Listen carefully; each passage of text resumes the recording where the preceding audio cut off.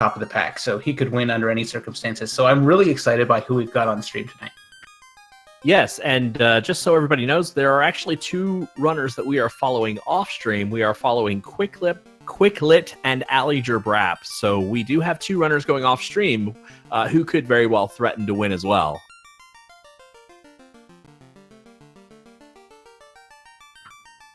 And Quicklit's in 5th place, just off the pack, but he's already won a race so far this stage. So he is also attempting to play defense and to keep Tristal down so he can stay ahead of him in the standings. Ali G has constantly finished very well. He hasn't won a race in any stage, but he's finished anywhere between only 15%, 20%, 7% off the pace. So he's always a threat to do well himself too. All right, we're underway, so let's see what we got in the early shops. Oh, there's Fade at 1, folks. Though it's at 56 gold, this is going to be kind of interesting to see what they do to try and get that 56 times 368 gold to get all the white mages the Fade spell. And we got a cheap rapier too, so a decent weapon for the fighter to start off with as well. And Fuchsia and Minochi both are immediately heading north. They've got all they think they need to take down Garland. Fade at level 1 is very interesting because Fade at 1 will give you nearly unlimited charges. It gets you 9 charges decently early enough. So the question is going to be, is it okay to keep 3 white mages? Because at this point, all 3 of your white mages will be fairly useful. Oh, speaking of useful, Fuchsia just got beat up by a pretty useful Mad Pony as far as Minochi's concerned. Already takes out his fighter and his top white mage. So we'll see who he's got with the Fade charge. Yeah, and we've got Zeus Gauntlet in the bottom left corner as well. So if there wasn't enough AoE, they got Fade and the Zeus Gauntlet right off the bat, which is not faring well for my trolley long grind seed. No, nothing trolly about this at all. And we should point out it is SAR&G tonight, so SAR generated the seed. And if it's too easy, you've got him to blame. Some will say because Zar generated the seed, our runner should go Earth Cave first, as Zar seeds tend to, for some reason, favor that. Bad news for Fuchsia. Takes a wipe right off the bat in Temple of Fiends. So, well, you might have all the magic in the world. It doesn't help when you get beaten down by mad ponies and creeps. And Minochi is using the Zeus Gauntlet and is going to probably just take every encounter on the way back to Canaria to raise the money necessary. Tristal limping but alive. He's got 2 characters with combined 8 health between them. Oh, and he fails the run. Oh, and they have Scorch. That's not good early. So there's Seed has a bit of trolliness. It teases you with the level 1 Fade and then hits you with the Scorching Imps. So we'll see how that plays into things. We're going to have a bit of a quick draw scenario. Whoever goes first wins. Well, it looks like Tristal kind of is giving up on Temple of Fiends. Yeah, in this stage, we've got the early bridge turned on, so if you're not feeling Garland, you don't have to beat him until the very end. You can postpone it as long as you like. Fuchsia has taken a second wipe. So early advantage Minochi on this for getting out of Temple of Fiends with the Zeus Gauntlet and raising money to buy the Fade spells for his white mages. Tristal's going to hope something good comes out of Matoya's Cave. At 449 gold, oh, the mother load of gold right there in 32,000 and the Ice Sword. Now he'll probably take that run back to Canary to pick up the Fade spells. He's got to watch out, though. This is a pretty ugly encounter once again. Everybody hitting like trucks tonight. He hasn't gained a single level yet because he just really prioritized running around and trying to collect items and cash. Did not get the run. Oh, and Tristal takes yet another wipe. Tristal has been struggling pretty hard to see. Tristal is one of the top runners of Final Fantasy Randomizer, but for some reason, the entirety of this stage is just giving him fits. Yeah, he chose not to take any fights. You can gain those first couple levels very quickly, but he's been super aggressive about running and just trying to scavenge and grab the items from the early locations, and it's come back to bite him here. So, our flag set is 4x experience. So on those imps, it's 4x plus 0. So there's actually no base experience to add to. You still have to take a couple fights with the imps. You didn't make enough money to buy a Fade spell, so you're really just going to have to melee the imps, and they have Scorch. So you're You got a really point. gonna have to Yeah. figure out how to get that gold. Minochi had the right amount of luck, whatever you want to call it, to come out with that Zeus Gauntlet to be able to get those early AoE fights that he needed. Yeah, the Zeus is a real game changer if you got your hands on it, because it's a free lit too for the rest of the entire game. It'll take out your imps no problem. So Yeah, holding on to that is super helpful. even if all it did was get him to Canary and he doesn't use it for the rest of the game, which I know he will, but if he doesn't use it for the rest of the game, the fact that it got him from Temple of Fiends to Canaria is huge. Tristol once again picks up the 32 large and the ice sword. Very good sword. There's only a handful of better weapons in the game that he has to look forward to now, and this will serve him well for at least 80% of the way through this game if he needs it to. Well, I can tell you this, now I'm actually hoping for really trolly pirates. We got Exit and Heal 3 at 2. That is a fantastic pickup. That's a good haul. Exit is a great spell for saving time, and that's what speedruns are all about. Exit is also a very difficult boss to fight later in the game. Yes, if you're wondering what Sforzando's driving at, when you pick the exit spell out of your menu to cast, there's a confirmation dialogue, but it doesn't matter whether you confirm it or not, it casts that spell. And if you're halfway down Temple of Fiends Revisited, well, you just lost yourself a few minutes. And that can happen to anybody, anytime. We call it the exit boss, and it can be one of the hardest bosses in the randomized game. Alright, Minochi's here, taking on the pirates now. If I had to peg Minochi's strat, I wonder if he's just going to go one fighter, one white mage, as precocious as the one hit point white mages are. But he's going to make it through. Looks like he brought him back in the clinic. I don't know how they got poisoned with 1 health, but walking around wounded. They would have died at the end of the turn, but when you win the battle, they're going to stay poisoned until the next battle. That's almost unfortunate. I bet he was hoping for them to die so that he would have split the experience more aggressively.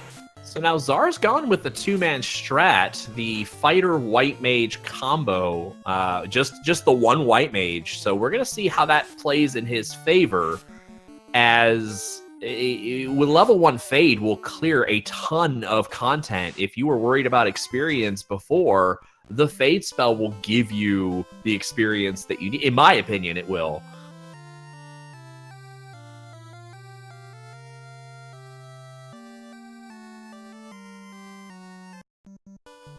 Sart picks up the Zeus Gauntlet. Even though it's just a humble 6 absorb, you actually have to be promoted to equip it. If you're wondering why he didn't pop it on his fighter there, he can't. No, but it's going to make the fighter useful in situations like this. With a pack of wolves, he could just use that, providing he's not dead. And that's something he can't provide, as once again, we see yet another party member defeated by these early mobs. So a lot of the early battles here turned out to be pretty ugly. I think, is Tristol going back again? Did he miss? He must have. I was looking down at Czar over at Temple of Fiends, and I did not see Tristol must have taken yet another wipe. He's up to level 4 now, so he's a little more stable, but still a low enough level party that any AoE attack from an enemy could spell doom for you.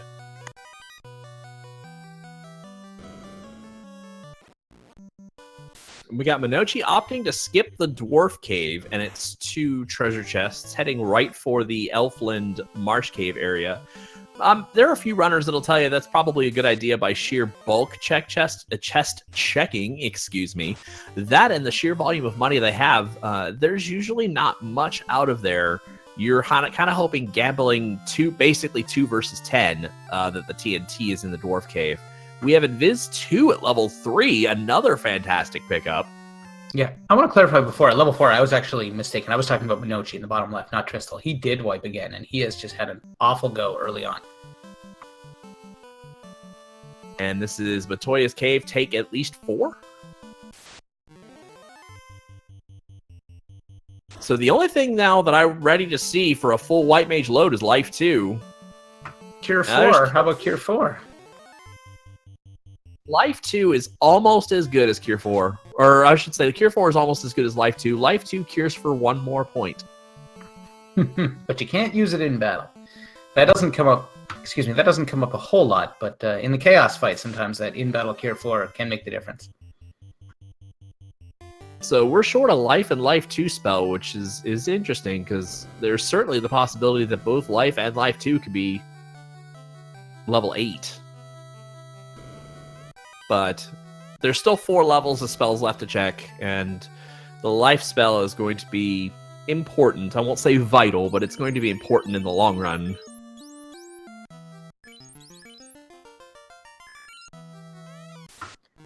Alright, Trystal ready to take on Garland for reals this time. Yeah, Garland's going to give him level 2, and so he must have made it through there luckily enough. The only thing we're going to see is if Garland has anything particularly nasty in his kit. Star gets to the pirates. Looks like everything's going to be a-okay for him. And Minochi is knee-deep in the marsh cave. Let's see what we've got as he approaches the upper floor. You know, I wonder if Trystal sealed his own fate with the name of his party. I just noticed his party name, I'm Not Gonna Win. No. He's saying gonna not, I'm win. I think that actually means he's really confident. Okay. Yeah, maybe not. Well, he makes it through the Garland fight, which gives him the free warp back to Canaria Castle. At least Trystal can finally kind of get moving here. Yeah, spark of life from Trystal. It's good to see him get over that initial hurdle. Let's hope he can get back into this. And maybe Minochi, some bad luck. The Minochi just got trucked by the crawls with cremate. Yeah, he could lose some time here if he tries to get clever and check these chests and ends up wiping before he gets to them. This could cost him a couple minutes and could be really good for everybody chasing him.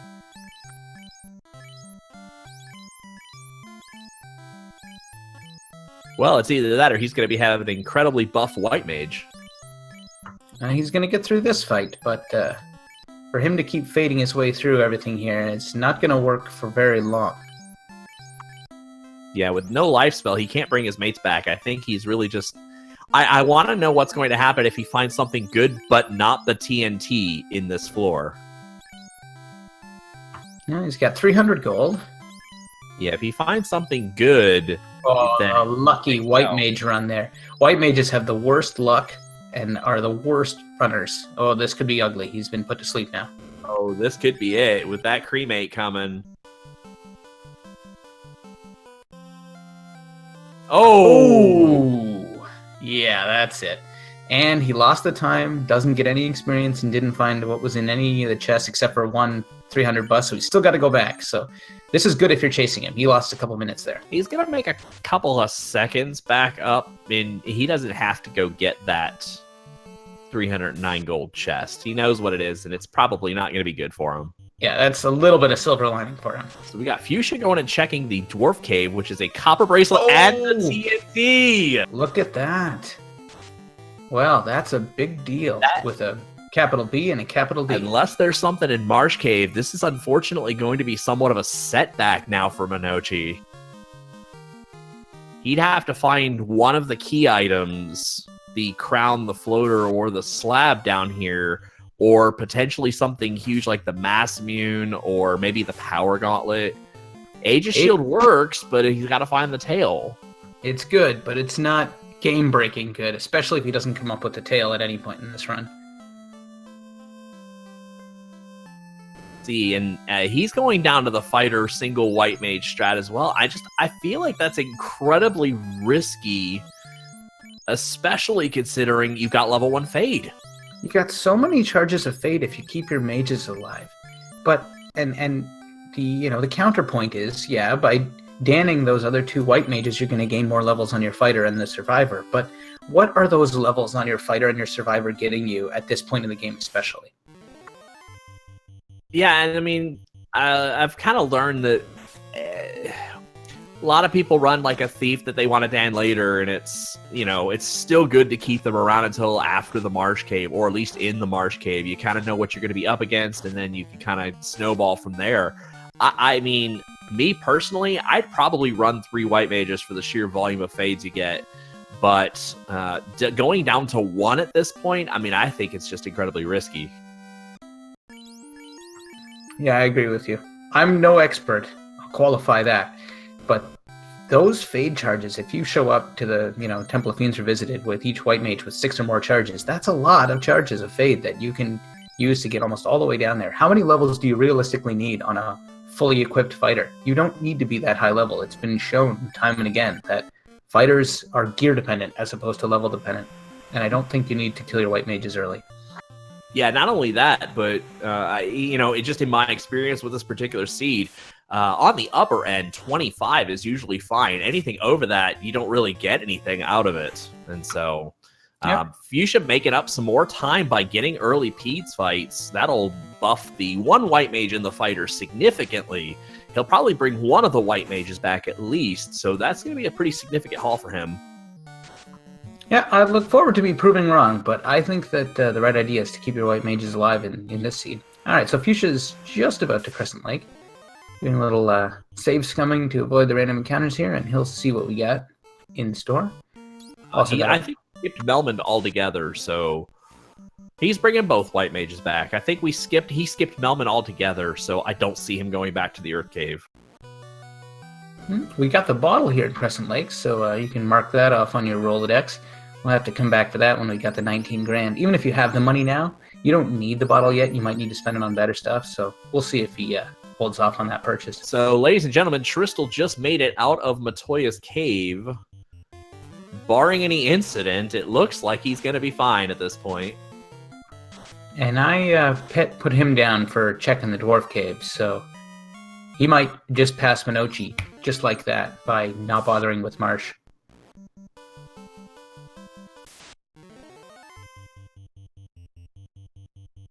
We got some hype for the steel armor. The heaviest, clankiest armor. You can forget about dodging attacks, but it does have a respectable absorb considering it was made by human hands. And another 4-peat fight for Fuchsia. I think he knows where this falls. It looks like it probably falls in counter 3 or so in the table.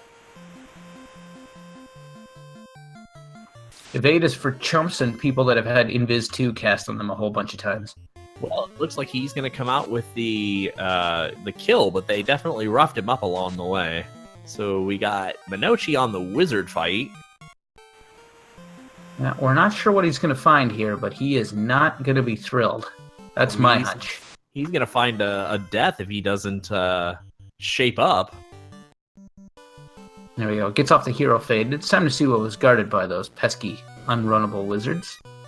It's not going to be the TNT, but it is the adamant. Okay, so he's 2/3 of the way to a solid knight build. Tristal finds the TNT. He's going to go pass that off to Narek and get that canal blow. And he's probably thinking to himself, after that terrible start, I got to be way behind. But the reality is, he is not doing too badly at all relative to Minochi, one of the people he's trying to catch.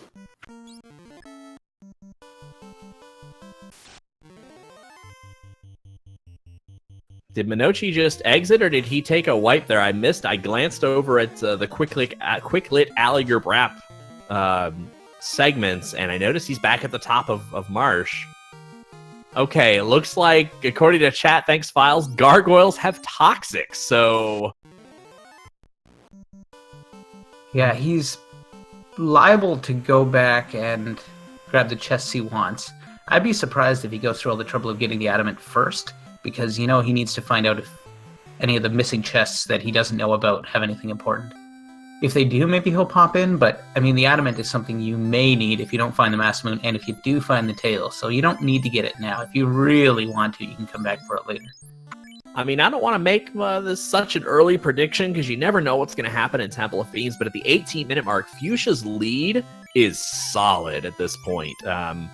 He's gaining his levels. Tristal's still probably a few minutes behind him, depending on what he does. Minochi had a lead, and unfortunately, unless he manages to come out with one of the 3 key items, is just going to unfortunately surrender all of that time he had.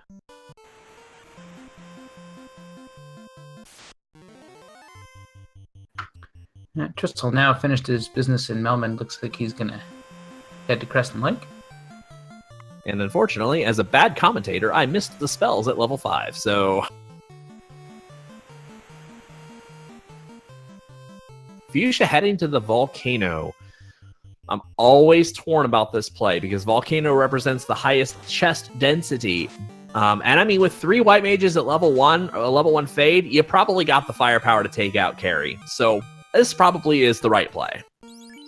Especially if you could have picked up a couple of houses. One of the basic things I love to do is grab a few houses, just 3-4 of them, go to the volcano and just blast away everything that crosses your path, or especially if it's worth experience, like peeds, fires, whatever. And then when you run out of charges, exit out, pop that house and get back in there. And you can gain a lot of levels while clearing out these chests. Especially because the white mages can be pretty terrible at running away, so it doesn't cost you as much time as you might expect.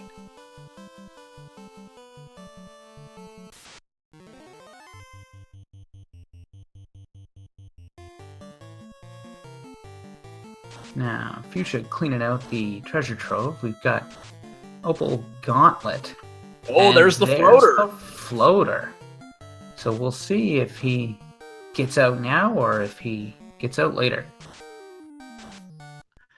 I think you have to ask yourself whether or not you're going to be capable in the next, say by the end of this floor, of taking carry out or having the means to taking carry out. If you do, I think you do it. You go ahead and go down, you take carry out, and you're done with the volcano. Otherwise, you know, the double dip's not a terrible idea because you can go to Cardia Islands. You can check Titan's Trove for, you know, any extra key items that might help you along the way. If you have a house and can restore your charges, you might just be able to sprint down to the bottom and just fade everything away. Either that or he's just going to clean out the rest of this floor and go. I think there's an argument to be made for both. It's a bit of luck depending on how hard the volcano ends up being, but it is often one of the easier dungeons to clear.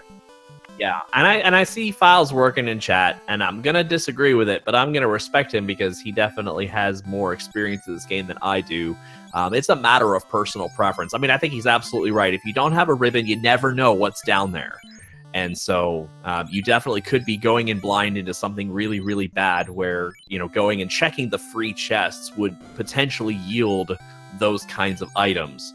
Me personally, I hate double dipping. I hate going away and coming back. So if you had the means of doing it, I personally would go down there and take it. But that's a different strategy for different people. Star pops into Melmond. We see level 5 has Wall in White Magic. So that one will solve your need for ribbons a little bit. Because casting Wall in battle does provide you with a ribbon for the rest of that battle. And that is totally adequate a couple of times. But it is time-consuming, painstaking, and very temporary. So you don't want to be casting Wall left, right, and center. But if you don't find very many ribbons, or just one, or even none at all, you can get away from it as long as you have Wall for Chaos and some of those last Fiend battles. And I think that one of the things to make sure you don't overlook is Wall is very nice, but if any Fiend or any monster gets the jump on you before you get that cast off, it could be bad for your party. So nice, but the ribbon definitely provides you a better safety net. No, it's no guarantee. It's better than nothing.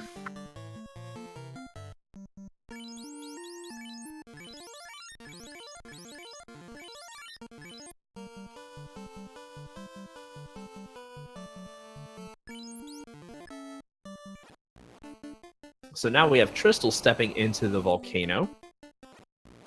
Fuchsia looks like he opted to go and get the floater, so we will definitely see what Tristal does here with his. Mono cashes in his adamant on his way to give Narek the TNT, and he decides that he's going to keep the Excalibur just to look at most of this run. He's definitely hoping now he finds that tail. Either that or he can sell the Excalibur for cash. But I suspect he's going to hang on to it if he went through all the trouble of grabbing it so far. Yeah, I would definitely agree with that. Unfortunately, if he doesn't find the crown last, he might be back in the Dwarf Cave to check the chests. You know, you got to remember, Files mentioning in chat if Mono sells the Excalibur, Mono has been known to sell the Opal Bracelet before, so you never know. Sometimes you just need the money. He's gonna pick up... No cheap Wall for Minochi. Let's see what he's got in the armor shop here. And we got gold bracelets, $17,937. Not a terrible price, but out of his price range right now. Oh, so he's definitely opting for the copper bracelet, the cheap bargain bin value of 388 gold. I mean, 4 absorb isn't exactly 24 absorb, but when that's all you can afford, that's all you get. Hey, C4 is greater than 0, and so... Fact.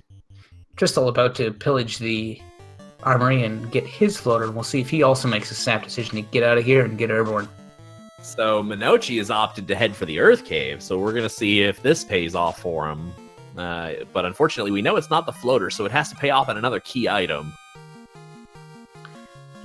Wheels could really come off for him here if this is a total bust. He'll have lost a lot of time.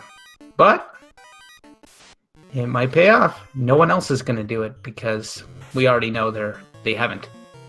Yeah, and see, the thing about finding the floater kind of this early is you know where the bottle is, and so checking Sea Shrine before Earth after Volcano tends to be a play because you get more experience in the Sea Shrine than you would in the Earth Cave for about the same amount of chests. Maybe a little more in Sea... Actually, it's a bit more in Sea Shrine as well. So the value is definitely going up to Sea Shrine as opposed to checking Earth. So the only way this is going to pay off is if Minochi finds something huge, like the slab with the crown being in sky or something like that. So far, the only thing he's found is toxic gargoyles and 1,600 bucks that he reset out of. So we got our fingers crossed that something turns up down here.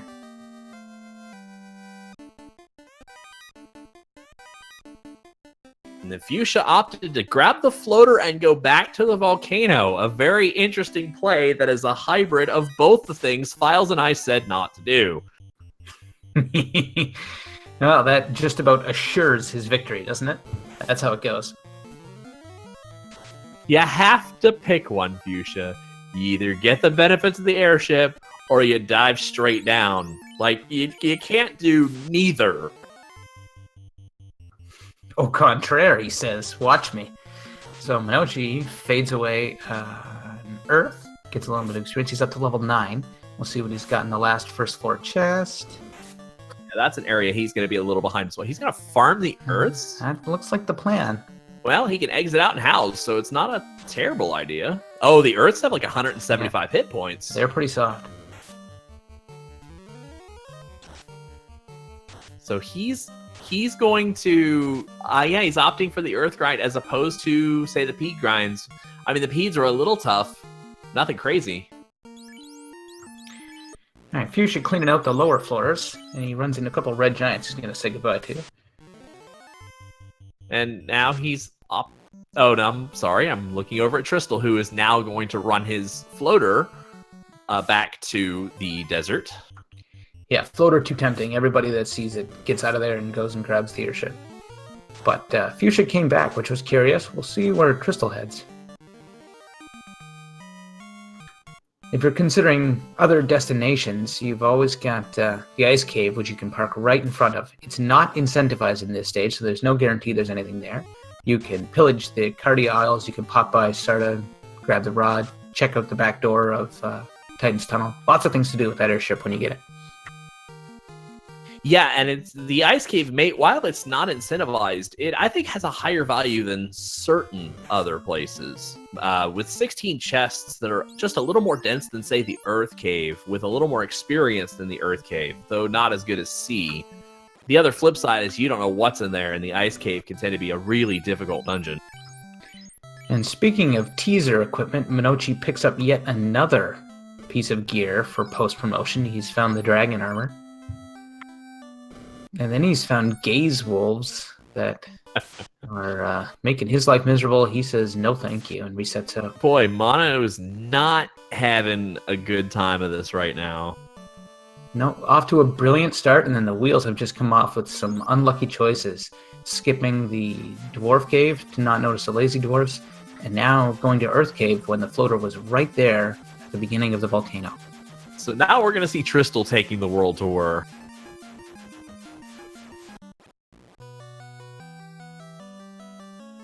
First thing you do when you get your floater, folks, is go pick up the rod, because you don't want to get down to the 3rd floor of Earth Cave and have forgotten it.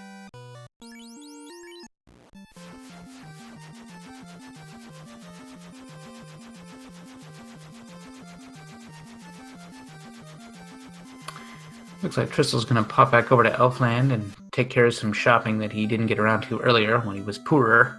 He didn't head to Titan's Tunnel. No, that's a curious... Let's call it what it is. That's a curious error. It would have been very, very easy to pop in there and loot the place. I mean, 4 chests out of, 231, you never really know.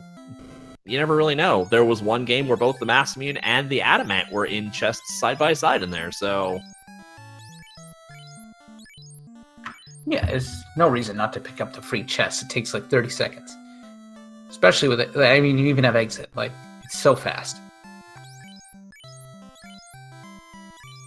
And I think Files is going crazy in chat as to why our runners are not taking the free chest. Speaking of not taking Files' advice, Fuchsia takes a wipe.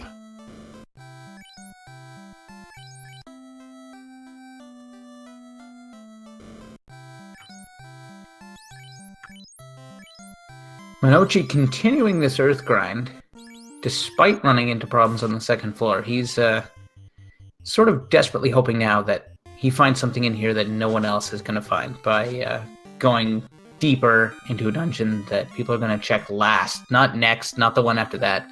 Earth Cave is often last in priorities, and he's finishing it off. Yeah, he's got to, I mean, there's the dragon armor, so now we are basically 3 of 3 of 4, technically. You need the tail, but he's 3 of 3 on his geared up knight, so all he has to do is find the tail, and his knight is pretty solid. He's gone to 2 places no one else has gone. Yeah, and if you're wondering why I didn't check the other chest in that room, he actually found the dragon armor a couple minutes ago and then wiped, so he came back specifically for it. Oh, and there's the slab! Oh my. That's just the sort of thing. Yep, and then there's one more thing that kind of needs to happen to swing this game back into Minochi's favor. Again, Temple of Fiends Revisited notwithstanding, but the crown now needs to be in Mirage Tower Sky Castle, because a lot of players are probably going to run Sea Shrine first and go through the various levels of discomfort that usually brings. Yeah, if he can put this together, get to Volcano and find the floater, and then he knows he can get the cube in the waterfall after that, he could clear out the entire Mirage Tower and Sky Castle sort of out of order. And if it's full of good stuff, that could give him the kind of edge he needs to get back in this race. So we'll have to keep our eye on that while we turn our attention to Tristal, who's cleaning out Cardia Isles, and we'll see just what he finds down here. All right, so yeah, we're at the half-an-hour mark. Noctis Visual looking for a lightning-fast recap. So here we go. Level 1 Fade. Chest number 1 was Zeus Gauntlet. Tristal Wipe. Tristal Wipe. Tristal Wipe. Tristal Wipe. Tristal Wipe. Tristal Wipe. Tristal Wipe. Tristal Wipe. Floater in the Volcano and Slab in Earth. And Minochi got off to a great start before wiping in the Marsh Cave and forgetting to check for lazy dwarves, which turned out to be the case. So his early lead evaporated, and he's now fallen off the pace. But then his Earth Gambit pays off when he finds the slab on the second floor, and we're hoping that gives him a chance to get back into this game. Meanwhile, Sar is checking the armory in Volcano, and he's just about to find the floater. That's a nice, easy floater that everyone should find pretty early, and should open up a lot of travel options for these runners. The real irony of all the Tristal Wipes is he's really not that far behind. Fuchsia Fantasy has made some very interesting decisions and then had some issues in the Volcano. Oh, and the Bulls have Bane. That's very interesting. We still don't have Life or Life 2. That is either in... I don't remember if I saw it in Crescent Lake here. If not, 7 or 8 is where potentially our Life 2 is. That glistening yellow rock, I believe, is the Adamant. Yeah, and so Minochi is in an interesting position right now because Minochi has the slab in a place that I don't predict many will go and check it first. He also has all 3 parts to the Knight. He has the Adamant for the Excalibur. He has the Aegis Shield and the Dragon Armor, all things that he has found either via the Earth Cave or the Marsh Cave, somewhere that no one else has gone. All right, Fuchsia's about to take on the Fire Fiend Carry. This is pretty exciting early play. His party is not super high level. We'll see how this goes. And unfortunately, lost one of the White Mages to Bane, so we're going to see Opening Sleep, not effective to anybody. Couple of fades gets him 200 damage so far. 56 from the attack. It's gonna be a bit of a grind. Vanilla Carry has 600 health. That could be scaled all the way up to 220% of that. Or roughly 1320 if I did the math right. And when you're using magic to bring down your fiends, you want to hope for low health, because magic damage is consistent. It's always going to hit, but it's always going to do a very steady and not that huge amount of damage on these fiends. So you're kind of hoping that they run out of health before you run out of charges. Yeah, and if anybody's confused by Zar's screen in the upper left-hand corner, the earth-colored fires, he actually has one of our flags of the color palette shuffle turned on. So it creates some very interesting color palettes for the different monsters. And yes, he is absolutely grinding on the wrong fire tile. That is one that might give him a what we call a step-off encounter. He may end up facing something while he is trying to grind these fires. There's actually another fire tile in this room that he can grind freely without that step-off encounter. And Trenton pointing out in chat, Minoshi has the black shirt as well. That is actually going to help him a little later on. And he picks it up on the 3rd floor here. He's really cleaning out Earth Cave. Looks like he's going to take it all the way to the vampire. Yeah, and unfortunately, without the rod... Oh, and the specters have Brack. All that work. That's unfortunate. I think he should have exited out after the 2nd floor. I think that's why he's going away now. I think he exited out after the 2nd floor and saved. He should have kept his. He either kept his slab. I want to say maybe I didn't see it. Based on his party composition, I'm guessing he exited out at some point. He wouldn't have saved before going in the first place with 2 dead party members. What do you? I don't know. RD in chat pointing out he doesn't have the slab. I glanced at his menu. He only has 5 items, and I think they were all consumables at this point. So, yeah, I think Mono is going to just take the information with him and go.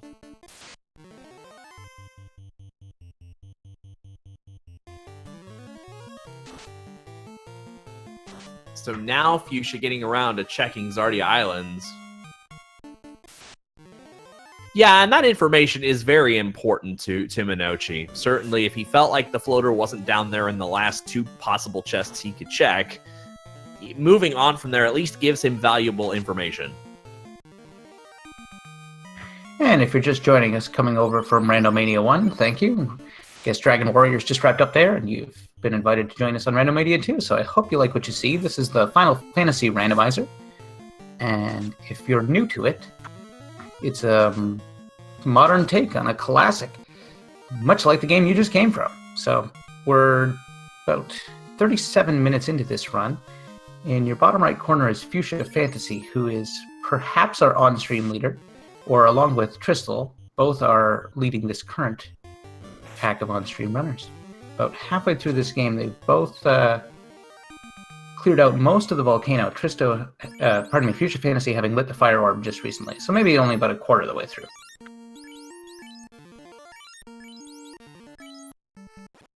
So we got Minochi just arriving to see the bottle in Crescent Lake. He's going to check armor, check spells, see if there's anything worthwhile. We have nothing of value in 6, so this means that life and life 2 are either 7 or 8, which is very interesting because depending on your level, you may end up having low charges of those. And this is just a sort of place where the thing we lambasted, killing a couple of your white mages off to grind the other 2 levels faster, might come into play. If you have a couple of dead white mages for most of this and level up your fighter and remaining white mage faster, they might just get those charges of the higher levels that you need for Life 1 and 2 and Temple of Fiends Revisited. Or they could just say screw life and, they'll just take Temple of Fiends as it comes, and if it doesn't work, they reset till they get it, but they'll have 2 very powerful characters to contend with. Alright, Sar gets his airship. He checks into Gaia. See what we got here. We got $7,000 pro rings. So, about the right price. And $3,000 silver bracelets, which he's going to get a couple of. Doesn't want to fly off to Melman to get those gold ones, I guess. He doesn't quite have the money for a full set.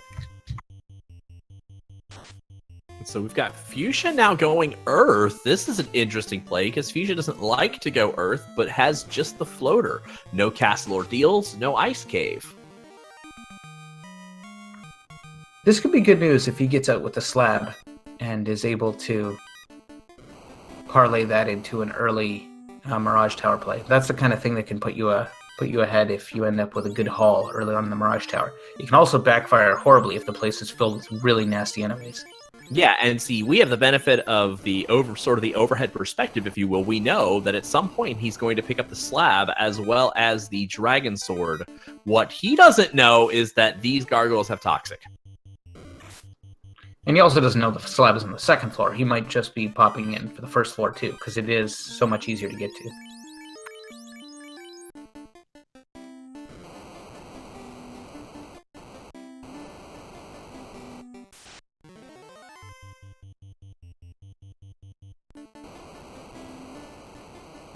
Cobras with Cremate, my favorite ability.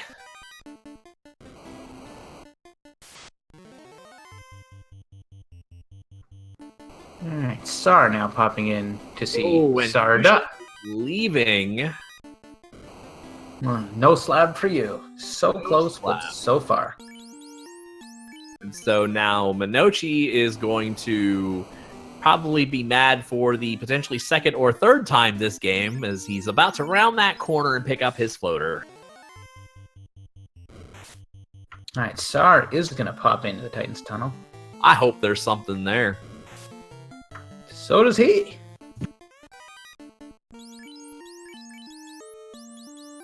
Oh, womp womp. Tragically, there is not. The Flame Sword is almost worth considering. It, of course, is Flame Elemental, so it does extra damage against ice creatures, but just a little bit. And it also does extra damage against regenerating creatures, which includes Warmech and a handful of some of the Were creatures and this and that. Bottom line, it's generally inferior to the Ice Sword because it has 2 less attack power. So Fuchsia went away from the Earth Cave, probably to stock up on something, and then ran back. Probably gold bracelets. Fuchsia opting to keep all 3 white mages. Tristal and Minochi both opting to go 1. Zar opting to keep all 3 as well. Alright, so Fuchsia's back into the Earth Cave, now clearing up the second floor, and perhaps most importantly, in possession of the rod. So Minochi is going with my particular strat and is diving down to defeat Carrie, hoping to come out with the floater. I didn't see if he exited and saved. He should have, though. I mean, I had hope. Yeah, the volcano, the first 2 floors are so easy to burn through, that you're almost always better off to exit and save if you have the spell.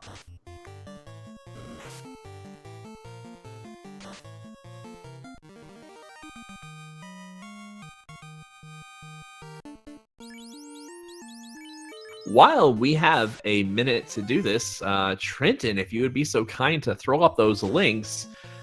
First and foremost, feel free to give Randomania and its auxiliary channels a follow. Much appreciated to JK Allen for doing the restream and for hosting our league.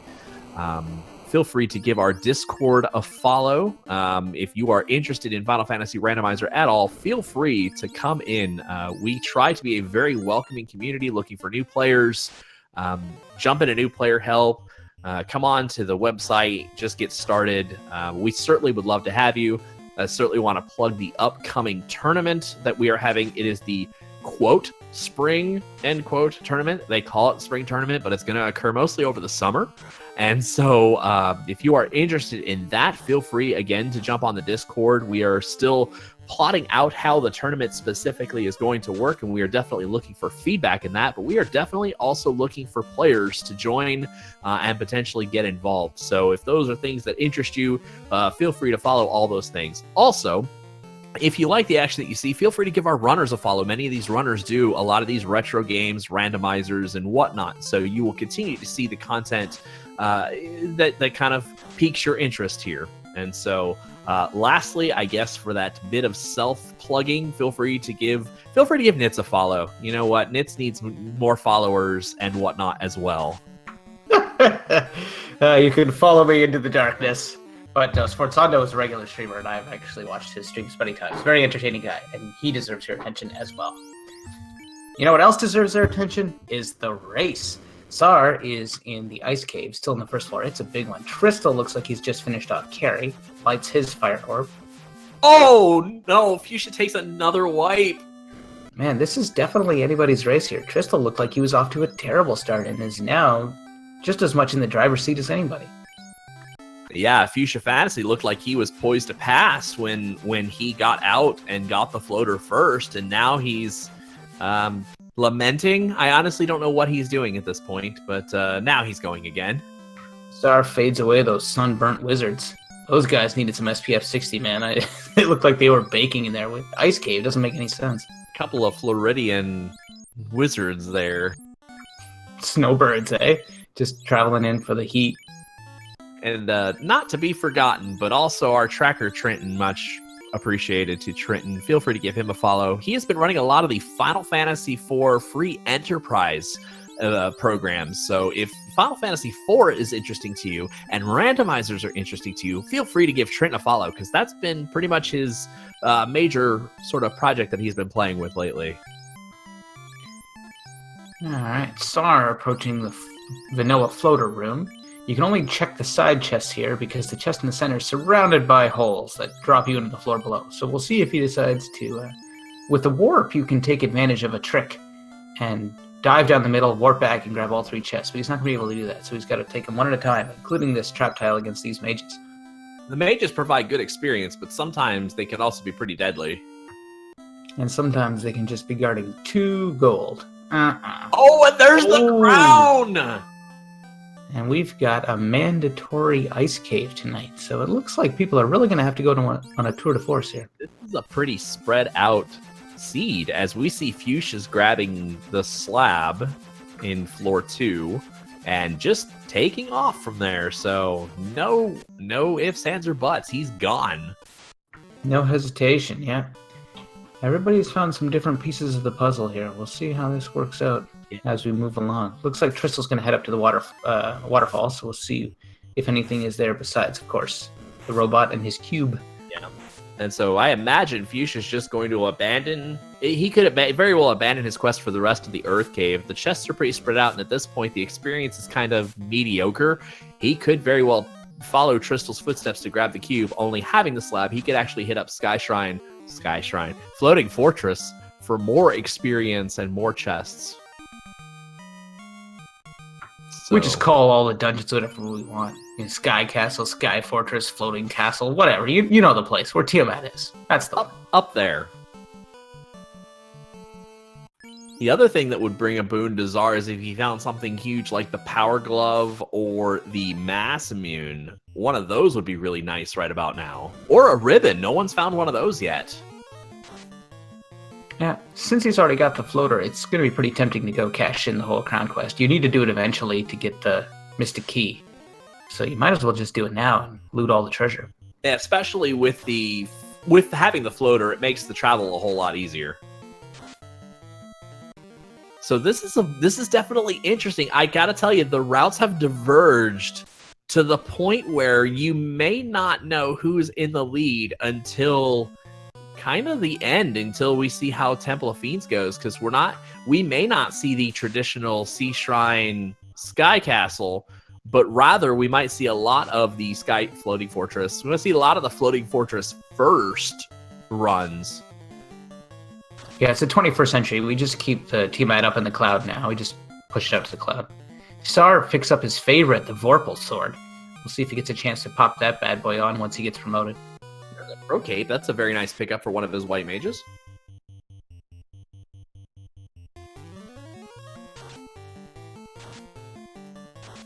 But yes, with the crown being an ice cave, and only Tsar has that, the slab being an Earth B2, which Minochi and Fuchsia have, but Tristel does not, and then the floater being in Volcano, which at this point all of our runners have. Tsar runs into the Sunburn brothers again. He's going to take him down with Fade. He's just about wrapped up his ice cave. There's one more room with a few chests, and then the hole down to the incentivized chest, but not today. So It could be a bust, but we already know since he's got the crown that this wasn't a bust at all. This was a good play. Keep in mind, I mentioned at the beginning of the game, did he miss the bottom one? That's the one thing that's interesting about this game is every time there's the tail. Oh, big money. That's good stuff. Thing. Yeah, the thing is now Zar has the tail, but no pieces of the knight armor. So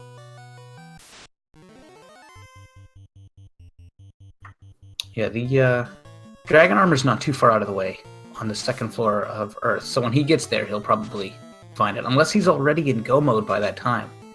That's the kind of chest that you might end up go moding right past. Absolutely. He's inspecting the eye here for grindability. This might already be his second go against it. And we found Tristle's got the sun sword in the waterfall along with the cube. That'll help do. him. Yeah, that'll help him until he finds that tail. And there's a ribbon. Yes, sorry.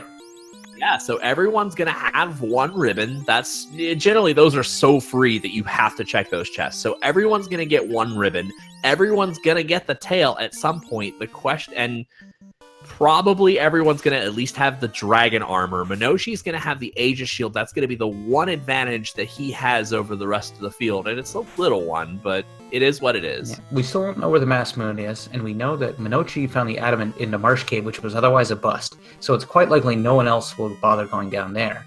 So if we don't see the Mass Moon, the Sun Sword is going to be your next best. Also possibly the Defense Sword if they find that. But you're not going to do much worse than third best. Yeah, definitely. And it's going to be very interesting. That adamant find is going to be the one thing that I think separates Minochi from the rest of the pack, because finding a capable weapon has been a theme of this flag set, is making sure you get one of those top three weapons, the Mass Immune, the Excalibur, or the Defense Sword. Anything short of that, and you absolutely must find the Power Glove. So we have no idea where the Power Glove is, the Mass Immune is, the Defense Sword. Those things could be anywhere. Who knows? I mean, that's the nature. They could be anywhere, literally. One thing we do know is that the eye is soft enough that Sar is going to avail himself of this opportunity and grind a few levels. Here comes a 8 fight of gargoyles for Minochi again, and there's there's a toxic. I mean, I love what you do, but you know that you're toxic. And toxic, despite its very poison-sounding name, is Death Elemental, which means you can totally eliminate it with a nice dealing out of some pro rings, and they're available reasonably priced in Gaia. So at this point, if you have the money and if you have the airship and you're tooling around looking for stuff to buy, you should kit out your party and really take that off the table. Oh, the Bulls have Bane, Stun Touch, and Rub. Bane, on the other hand, is actually Poison Elemental, and Pro Rings aren't going to help you at all. Boy, this Earth Cave has proved to be a bit of a struggle for Minochi. The difference between him and the rest of our runners is basically the levels. With Fuchsia Fantasy grinding out those peds, with, Zar is going to be grinding the eye, so when he gets down to the Earth Cave, he should have a fair bit of levels. And Tristel's checking Sea Shrine right now. Looks like the Gersharks are pretty friendly. Yeah, they have a lot of natural HP. Sometimes they can roll ridiculous toughness, so good for him. One thing to keep an eye on, if you guys didn't notice this earlier, Exit was level 2 along with Heal 3, and Heal 3 is going to get a lot of use. Zar put Exit in slot 1, so we're going to see how this goes for the rest of the game. Kind of keep your eye on Zar and see if he may accidentally, run into the Exit boss.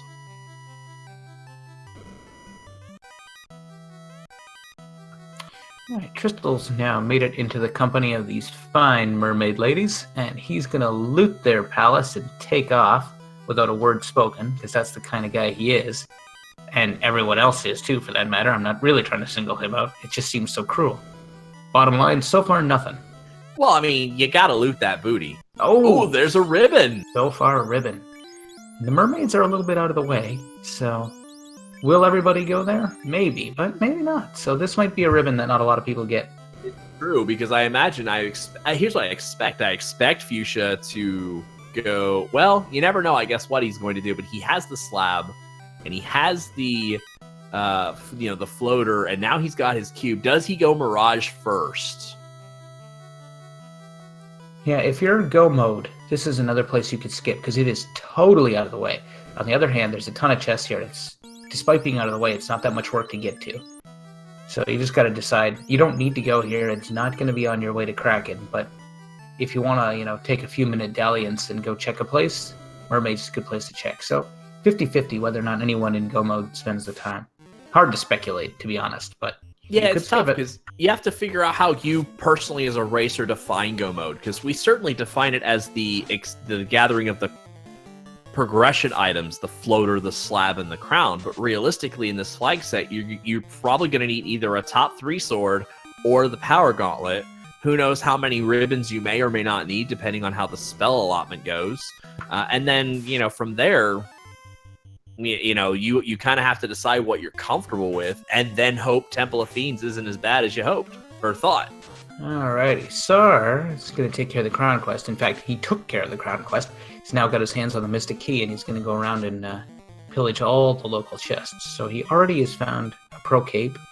That's the second and last one in Elfland. Fuchsia Fantasy is doing what I thought he would do and is heading to Mirage Tower before Sea Shrine. I do like the Mirage Tower. The first 2 floors are have a bunch of loot. The big downside is I would say downside. We know where the progression items are, so he's got to hope he finds Mass Immune or the Power Gauntlet, because we know he's going to find the tail. Well, I guess that is unless he decides to exit out the second he finds the crown, in which, then he could be in a little bit of trouble. Question from chat. White and black shirts are the same defense as gold bracelet. Is it worth equipping them instead of gold to save armor space? That's not the only reason it's worth equipping them. It's usually you don't need that much armor space on your mages anyways, but the black shirt also provides ice resistance and death resistance, and the white shirt also provides fire resistance and time resistance. So they're not just the same absorb as the gold bracelets, they also provide some resist.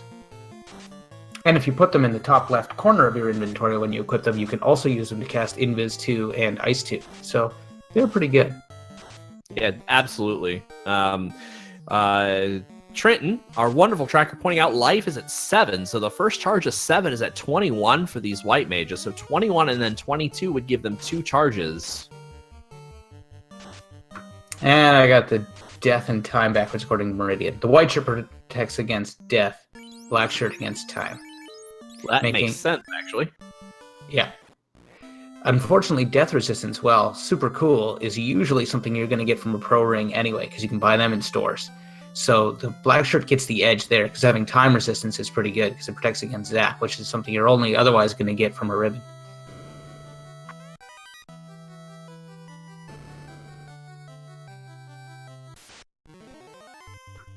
And Minochi's got his chime as well. We'll see if he pops into the Mirage Tower too. So now Zar is about to take his first look at the toxic gargoyles. We'll see if that gives him any trouble. Ineffective. Looks like all those levels he gained is helping out.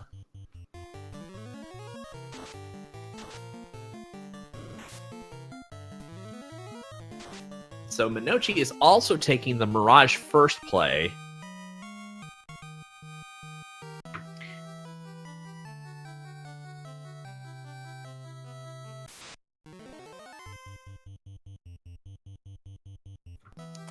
So now in the top corner, yet another gargoyle trap tile here.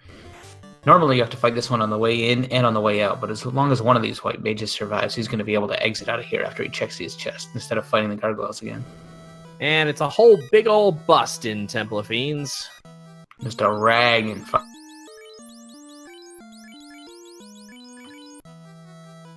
got a little Vanished Doom joke there. But,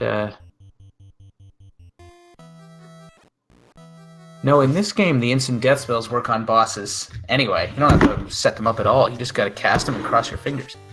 Yeah, I mean, cross them really, really hard. So now Zar is checking out his islands. And is waiting on the trolley dragon to move out of the way.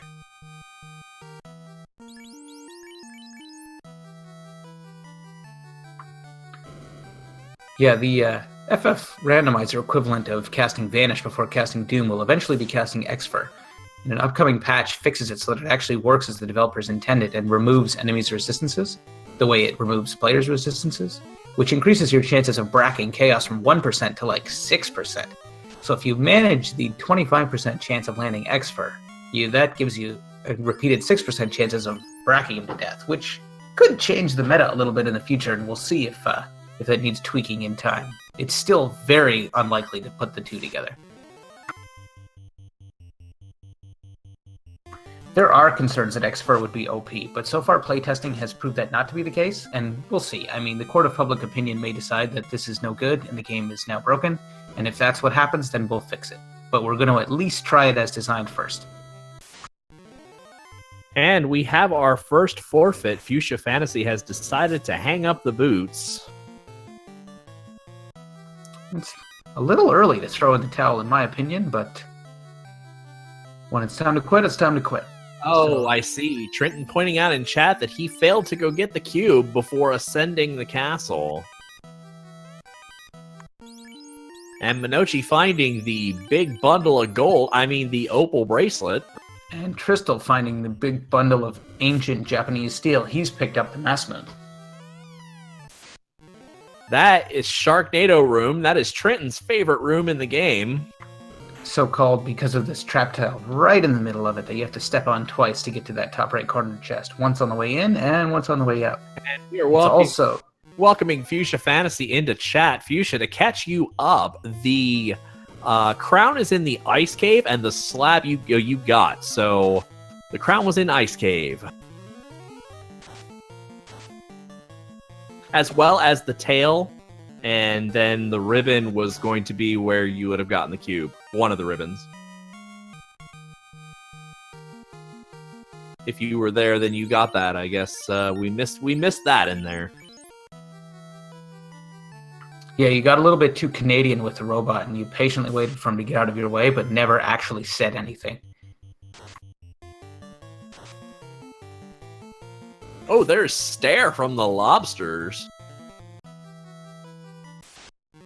If the Final Fantasy Randomizer bingo ever becomes mainstream, Stare is probably going to be one of the tiles. I've seen Geyer playing with it for a little while, and Stare is just such a rare ability that if you see it, it's worth it.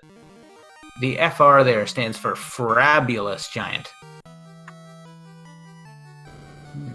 That didn't really work, but I tried.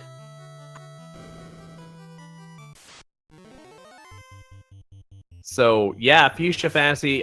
Just to catch you up. Otherwise, it's been pretty rough for many of our runners, and so, it's an unfortunate mistake to not pick up the cube. But I think at this point, there's not really an edge, if you will. No, it's definitely too early to call this one. Minochi got off to a great start and has since just had one horrible failing after another. Bad luck, bad choices, and just sank back. Yeah, Tristal spent 15 minutes the first 15 minutes of the game wiping. And has since moved into a pretty good position now. He's about to light a second orb if he can defeat Kraken here.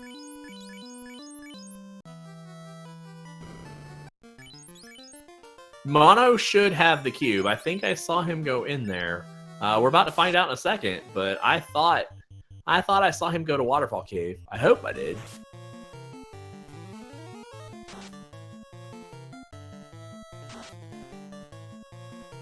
And so now, Tristal's taking his shot at Kraken. Got off a good fade for 276 there. Tristal made the conservative play and shuffled his fighter to the back to reduce the amount of times his fighter is going to get attacked, in the hopes that if this comes down to a swinging contest, the white mages will eat the brunt of the attacks first.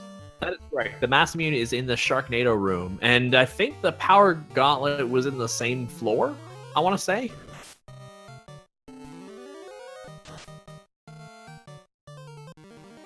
So yeah, it was going to be very interesting to see who would have picked up where, because for those that have picked up the slab early, would they have done what you did and gone to the floating fortress, Mirage Tower floating fortress first, which you did and Minochi has done.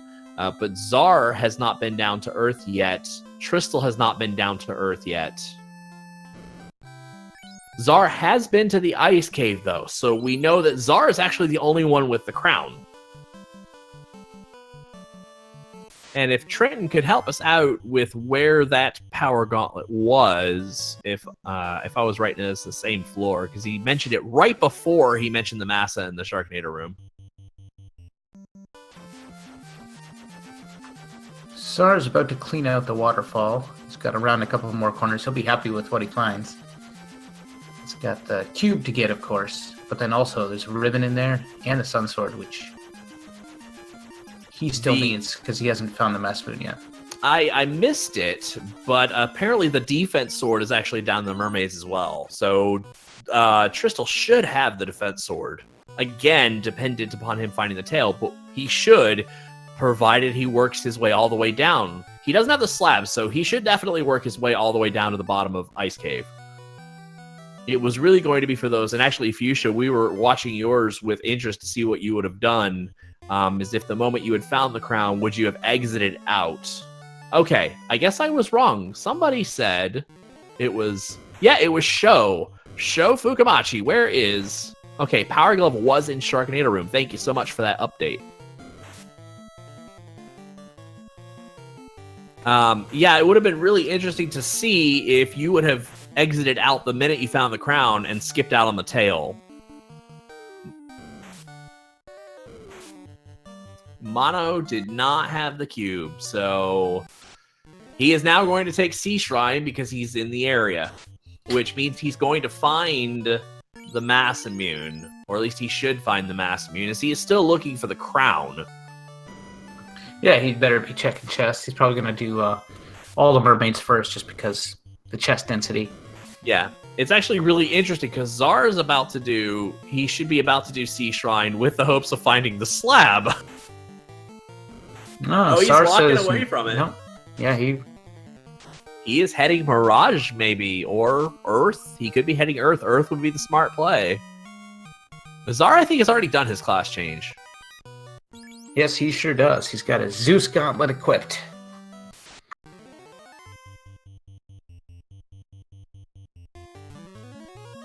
It looks like he's going to pick up probably some level 3 spells. The Invis 2 he can cast on his Knight now, because it is in that third slot. You get the first and third slot of level 3 as the Knight. You get all of level 2, and then the first, third, and fourth slot of level 1 as the Knight. So you can definitely put Fade on your Knight as well. You will also get access to Exit and Heal 3 on the Knight, which Heal 3 is more of the important deal at this point. Picks up some affordable accommodations. Pops back into the armor shop here. Yeah, so Tristal now has the crown. So Tristal has the crown, 2 orbs, and Mass Immune. So at this point, it's looking like it's Tristal's race to lose.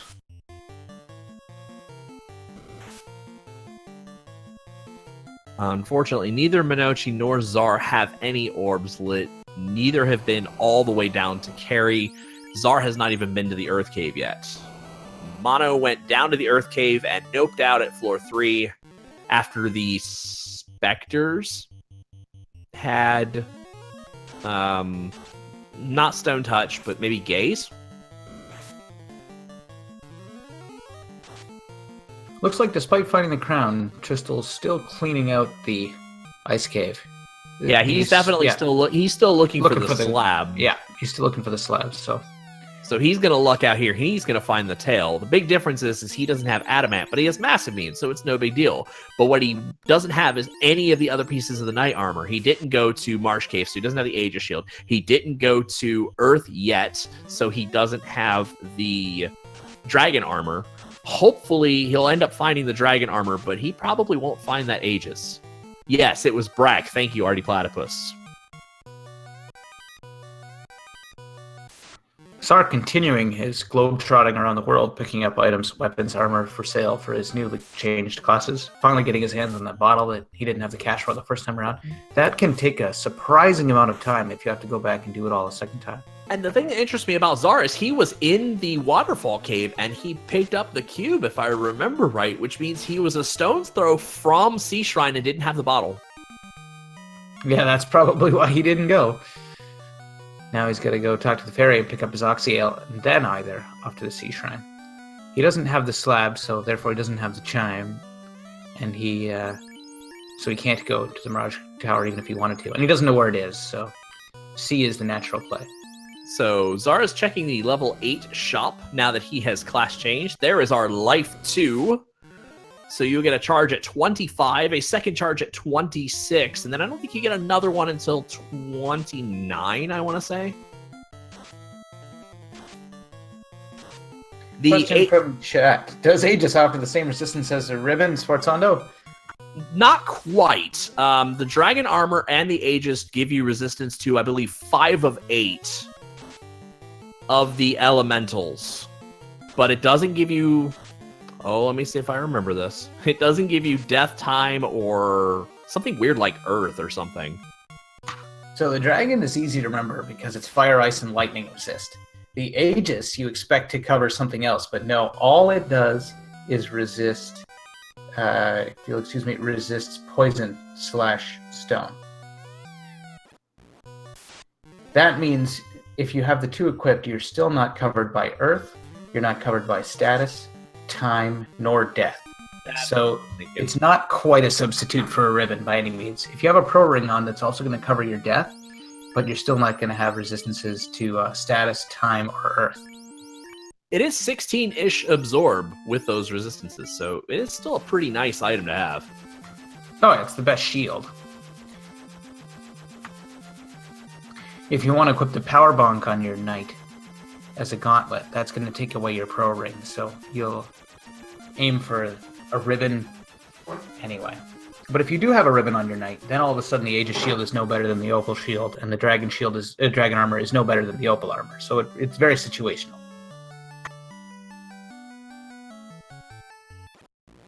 Yeah, I think there's a little bit of a discussion in chat about the life spell being so late, with life being at 7, life 2 being at 8. I think, personally, you just act as if you had to deal without. You're going to get the sheer levels to overcome that. And if Temple of Fiends is going to be really nasty, chances are it's going to be nastier than life can handle. Got some electric Sahags down here in the Sea Shrine on Sar's screen. It's like a 1980s kind of dance club kind of feel. Oh, yes, it's 80s night. Relax, don't do it.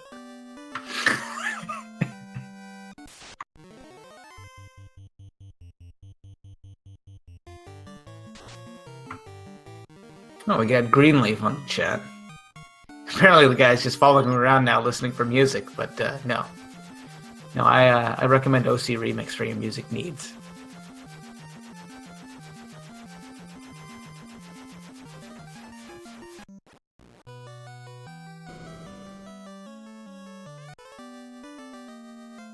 So Tristal is running around doing the crown quests. He still lacks the slab. The real question is, which does he choose? Earth or Castle or Deals? Because that's what he's down to at this point.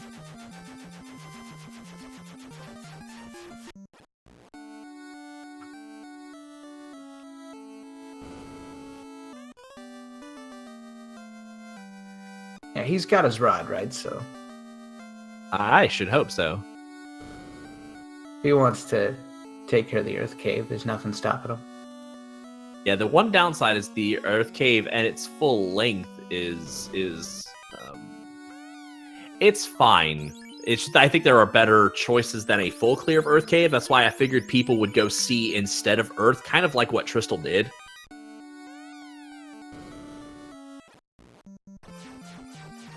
Oh, he hasn't been to the Ice Cave yet, either. Oh no, he has. He has his crown. He has crown in the tail, so I don't know why he... Oh, he hasn't been to the Earth Cave yet, so he doesn't have his dragon armor. Exactly. The signs are pointing there, but if you have a proclivity where you don't want to do a certain thing because you don't like it or you don't feel like it's worth it most of the time, then you need to do something else instead. The trick is recognizing that in yourself and seeing the signs and doing what's right instead of your hunches. But, I mean, I'm one to talk.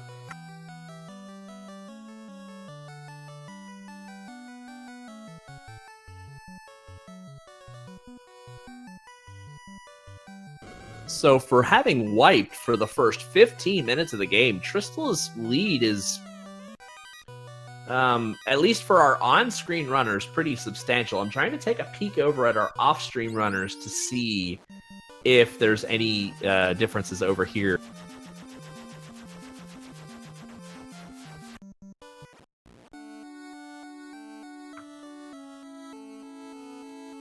He's doing the fun job of touring around and cleaning out all the chests. The Dwarf Cave has 8 of them. Corneria has 6, both pretty good hauls. Okay. Sar did this already, but we weren't live. I didn't see if he missed anything. 2 back-to-back chests at 29G is not too exciting. More cash, and a bunch of rags. So nothing but garbage in Corneria. And lastly, he's got Temple of Fiends Revisited if he pops in there. Okay, so I'm looking off stream, and Ali Gerbrap is in the volcano, and Quicklit with 2 orbs lit is in the Earth Cave. I imagine he is still seeking the slab. I glanced at one point, and he was in Castle Ordeals, so I know he's cleared Castle Ordeals. I don't know what's in there, but I know that he's still looking, obviously, and so it must not have been fully what he expected.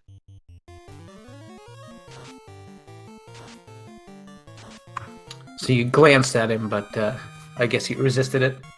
Yeah. Doesn't seem to have turned to stone. Yep.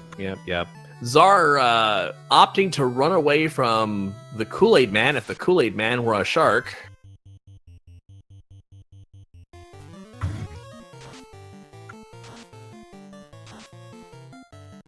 I feel like if the Kool-Aid Man were in this game, he would have a pretty good surprise chance, because that guy just sort of shows up when you least expect it.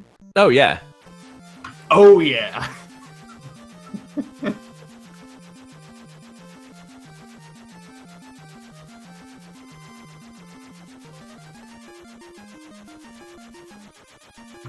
Looks like Crystal's making a beeline for Earth. More of a... Which is great for him. Yes, this is exactly what he needs.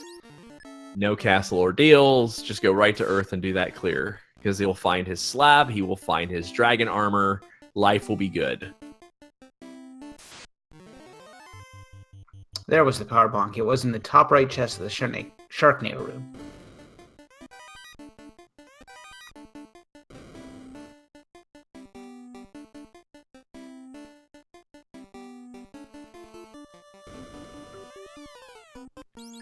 Sar is just about to reach the bottom floor of Sea Shrine. Looks like his first fiend is going to be the Water Fiend. Did somebody say Thunder Fury Blessed Blade of the Windseeker?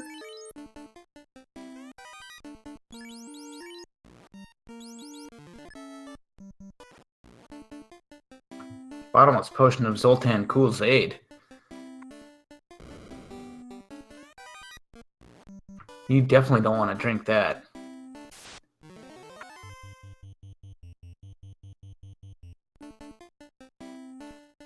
All right, so Zar is making his way to lighting his first orb, which is Kraken, for some reason. Yeah, circumstances dictate circumstantial strategy. And here we are, taking down Kraken first. Kind of a strange irony. We had Fate at level 1, yet this seed was kind of trolly. Yeah, it was definitely a sneaky seed where you thought it was going to be easy, and then all of a sudden everything was killing you left, right, and center. Even Imp said cremate, and that never bodes well.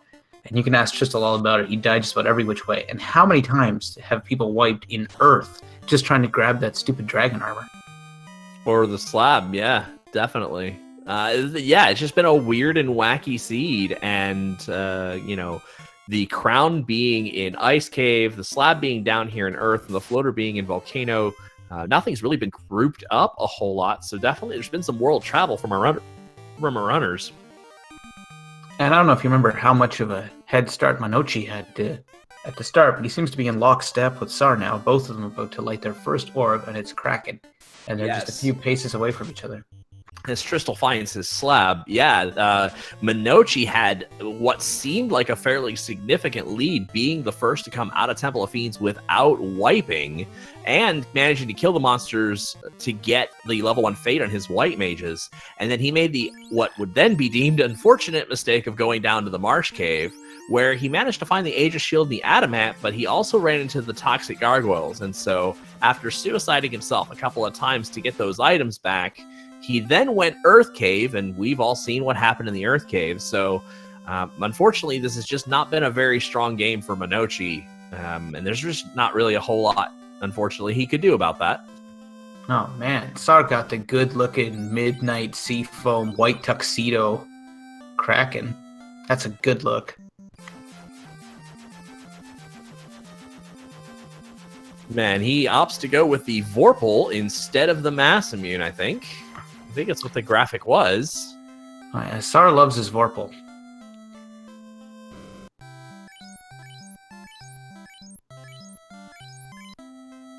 Yeah, and I mean, I have to disagree with Fuchsia on this one. Level 1 Fade, Level 2 Exit, Earth was, I think, a fairly decent dive, even if the Gargoyles had Toxic. At least the first 2 floors, but I mean, mileage may vary. Certainly, we have the gift of hindsight, but you definitely had the tools to do the early Earth dive. Synchronized fades, like to the frame there, and it's Kraken's standing up a bit here. And Zar wins the race to kill Kraken by like 1 turn. Yeah, it's pretty close. All right, so Zar, you win. That's it.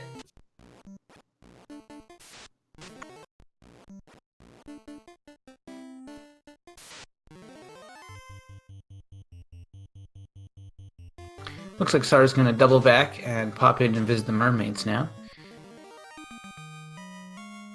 I think besides defense, not too much in there to get excited about. So Zar's going to go check in on the ladies. He will get down there and find, I think, an opal bracelet and a ribbon. Oh, yeah. That's much better than what I remembered him finding.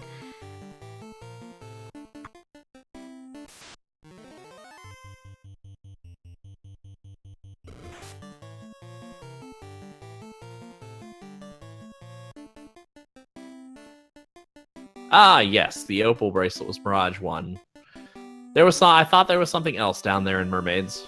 It was a defense sword, but the ribbon is the bell of that ball. Right. Well, let's not throw the defense sword away. That thing can cast Ruse, which is better for the fighter in the deeper fiend fights. Ruse is a sort of a poor man's Invis 2. It does the same thing, but only on the caster.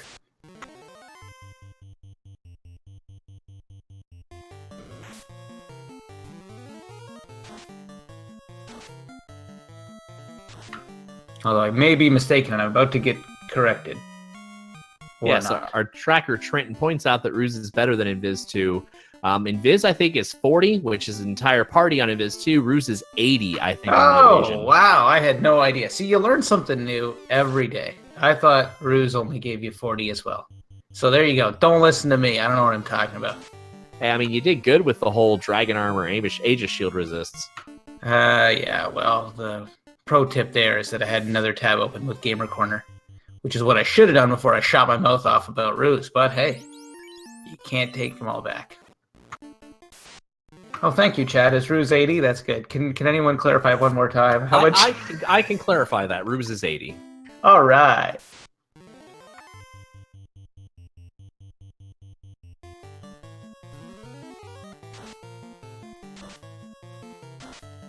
Trenton, that wasn't even math. That was just bad memory. Alright, Sar's just about finished cleaning up here. Did he get the ribbon out of the room to his right? He must have, and he's slowly walking out. He looks like he's going to check all the chests because he doesn't know where that slab is, and I don't think he wants to leave any stone unturned in Sea Shrine. Yeah, definitely, and unfortunately, the place to leave the stones unturned was in the Earth Cave. Yeah, the Earth Cave gets a bad rap for having some pretty badly distributed chests that are at the end of long, out-of-the-way locations on the vampire floor in particular, but there is nothing worse than the floor before Mermaids. You gotta walk a mile to get to rooms with one individual chest in them. No, it's going to be funny. He's going to be the first runner with the crown, with the Mystic Key on this floor, so he can check that backwards C-shaped chest.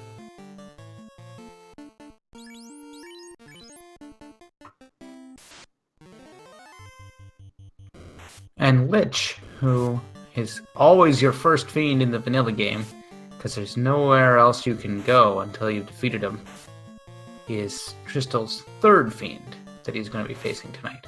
Which is actually kind of ironic, because usually in Final Fantasy Randomizer, Lich is the fourth fiend that many of our runners take on. Yeah, he's almost an afterthought. It's like, oh, geez, I just got to go dust off Lich and then off to Temple of Fiends Revisited. But the routing has led Tristal to the Earth Cave, which is where he found the slab, so everything's coming up his way now. Just goes to show nobody's ever truly out of it, and you never know. Temple of Fiends could be a right pain in the butt, and Tristal could be back where he started, wiping for 15 solid minutes. And Lich has Thunder, which isn't ideal, but his party's high enough level to tank it, and he takes him down in a single turn. I think Lich is an AC/DC fan.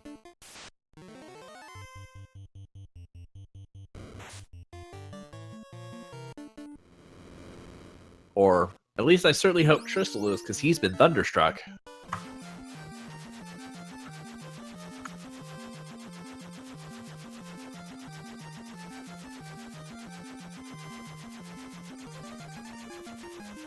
Oh yeah, more Gersharks on Zar's side.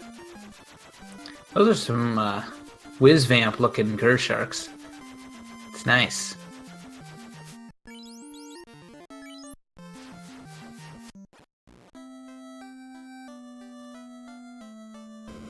Alright, Tristal, heading back to Gaia, is going to pick up some life at level 7. We'll see if he picks up some life 2 charges at level 8. Would be the thing to get if you're already going to go through the trouble of coming out here. Artia pointing out in chat, zero reason to wipe in Temple of Fiends with this party outside of being unprepared for it. I mean, isn't that the reason most parties wipe in Temple of Fiends, is that you're unprepared for it? Otherwise, you're talking about really nasty RNG, which we found at least one ribbon, so long as they get those walls up, I mean, a lot of the time they're going to be fine. And then there's always the 1% of the time it works every time when you get, like, cracked through a ribbon or zapped through a ribbon or something awful like that.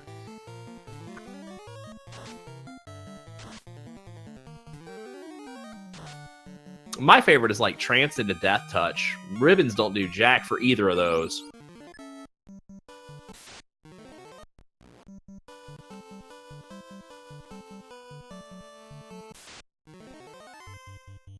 Alright, Sar finally getting back into the Volcano Swing.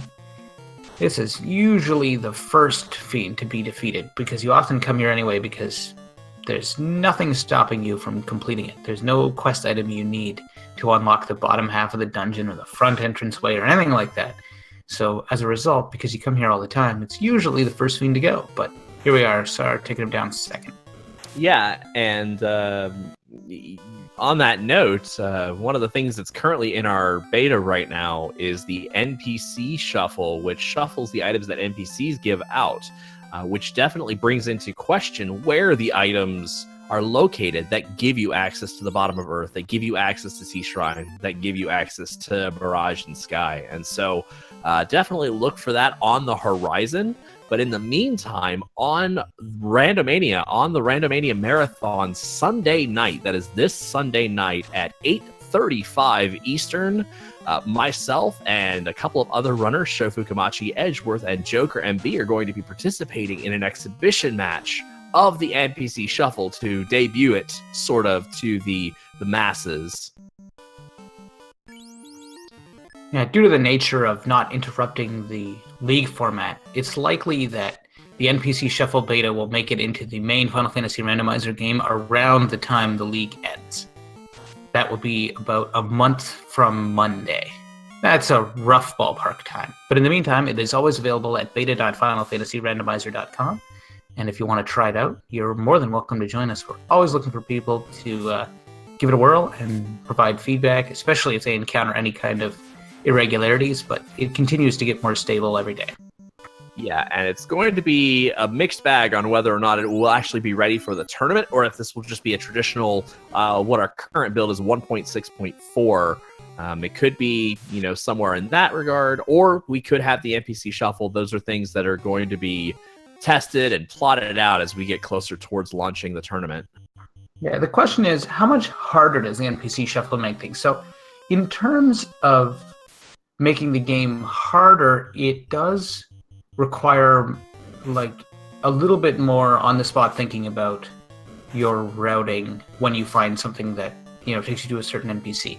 The things that make it interesting are that the NPCs can be incentivized to always give out important items, or sometimes they cannot be incentivized. So being very aware of how the flags are set. If I give the crystal to Matoya, is she liable to give me something good, or is she not incentivized and might just give me a pile of cash or a garbage item? So knowing that, keeping it in your head, and making sure that you make good decisions instead of ones that waste time is all that it really changes. That, and I think it sort of redefines what is Go mode. See, we say that Floater, Slab, and Crown are Go mode, but realistically what the Go mode are the end product of the Slab and the end product of the Crown. Not those items themselves, but rather the Mystic Key and the Chime that gets you into Mirage Tower. And so it definitely makes you think, what do you get access to, what actually gives you Go mode, and you sort of act accordingly. Yes, for example, watching tonight, we know that they need to buy the bottle to get into Go mode, and we know that they just need to buy it, and that it's definitely going to be for sale in one of the shops. Well, when the NPC items are shuffled, the bottle all of a sudden might not be available in a shop.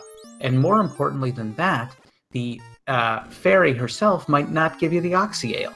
So forget about the bottle. It has nothing to do with Go mode. What you need is the Oxy Ale to get into Sea Shrine. You can find it anywhere in a chest from some other random NPC. So it does change what Swartsundo just said. It changes what is Go mode. It's the Oxy Ale, the Chime, the Cube, the Mystic Key, the Floater. It's not so much the items that lead to them anymore. And so back to the action, we've got Zar, who's taking on Carrie, Tristal and Minochi both entering the Floating Fortress, though both, well, actually, Tristal's deep in the Floating Fortress. She's running right to Tiamat, skipping the free chests on the process. Yeah, that's a bold move, Cotton. We'll see how it plays out. There's 4 chests right before the last staircase that are so easy, almost everybody picks them up. But Tristal says, no, I don't want those either. I'm in a rush. Tristal has to feel like he's behind. He spent 15 minutes wiping. To be at this point now, just imagine if he had Minochi's luck. I mean, he'd be in Temple of Fiends at the 120 mark, potentially, if he had not spent the first 15 minutes of this game wiping.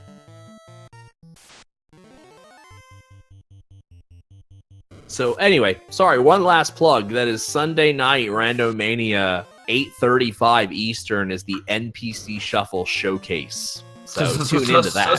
Sunday. Be there, be there, be there.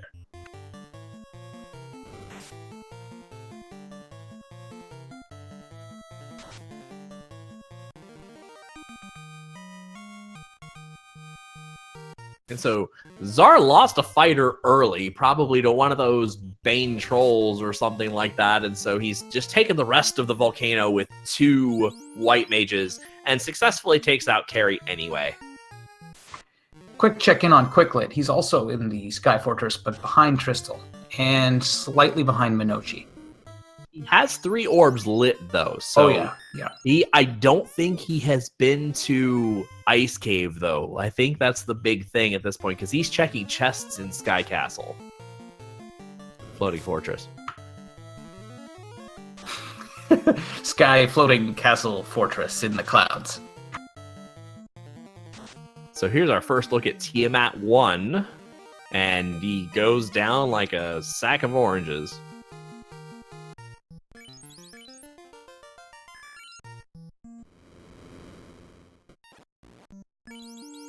And Tristal makes short work of Tiamat, lights his last orb, and he'll be ready to rock in Temple of Fiends Revisited after some final preparatory work. Got to top up the heal potion stack and take care of some paperwork. And Tristal not opting to take the steak and wings fight.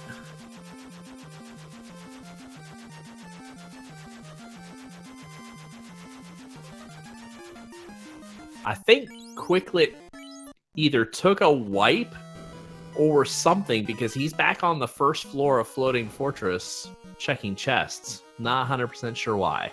Maybe he blitzed his way up to the 3rd floor and found nothing and had to backtrack.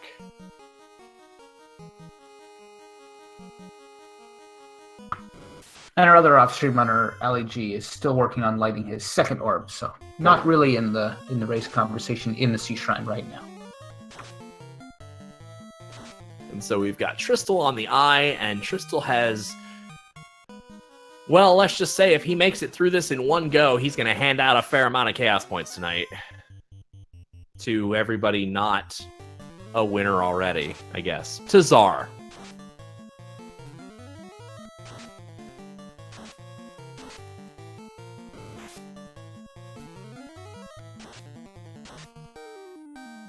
And I think this just Tristal's you gonna say it's Triss luck. He definitely spent the first 15 minutes wiping, but Triss luck allowed him to check the right chests in the right order to skip certain dungeons because others have not even checked the ice cave. That's Minochi looking for the crown. That's also Quicklet looking for the crown. Czar is just about to get his slab after clearing the sea shrine.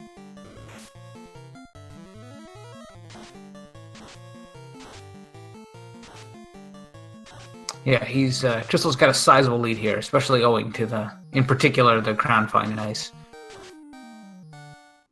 Yeah, Czar has the crown, but he's still got to finish off the Earth Cave and then do all of the Sky Fortress. So even he's quite a ways behind.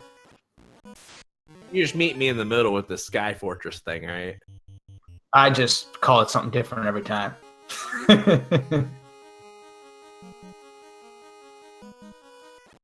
Yeah, like I said, I mean, imagine if Tristal didn't spend the first 15 minutes of this game wiping. Although, potentially wiping may have pushed him into the decisions that he made. Perhaps he had another routing or thought process in mind and then changed it when he got punched in the mouth.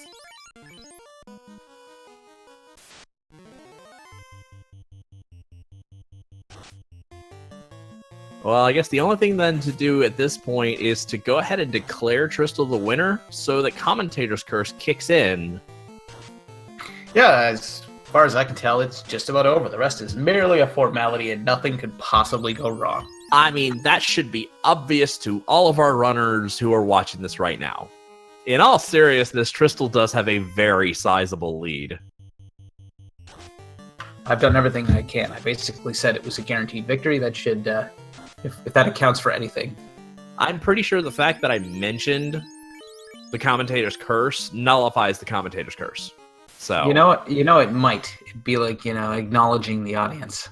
Just ruins the play.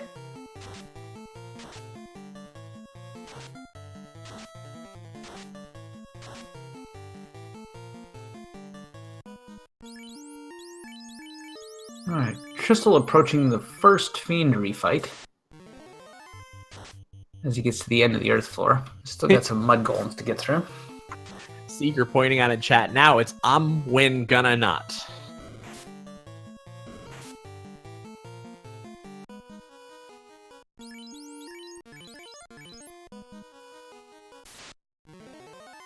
And Tristal now taking his first look at Lich 2. One thing you gotta hope for is a quick kill and a hope that all the bad spells were on him. Well, you got There's the quick first kill. one. Now we'll never know.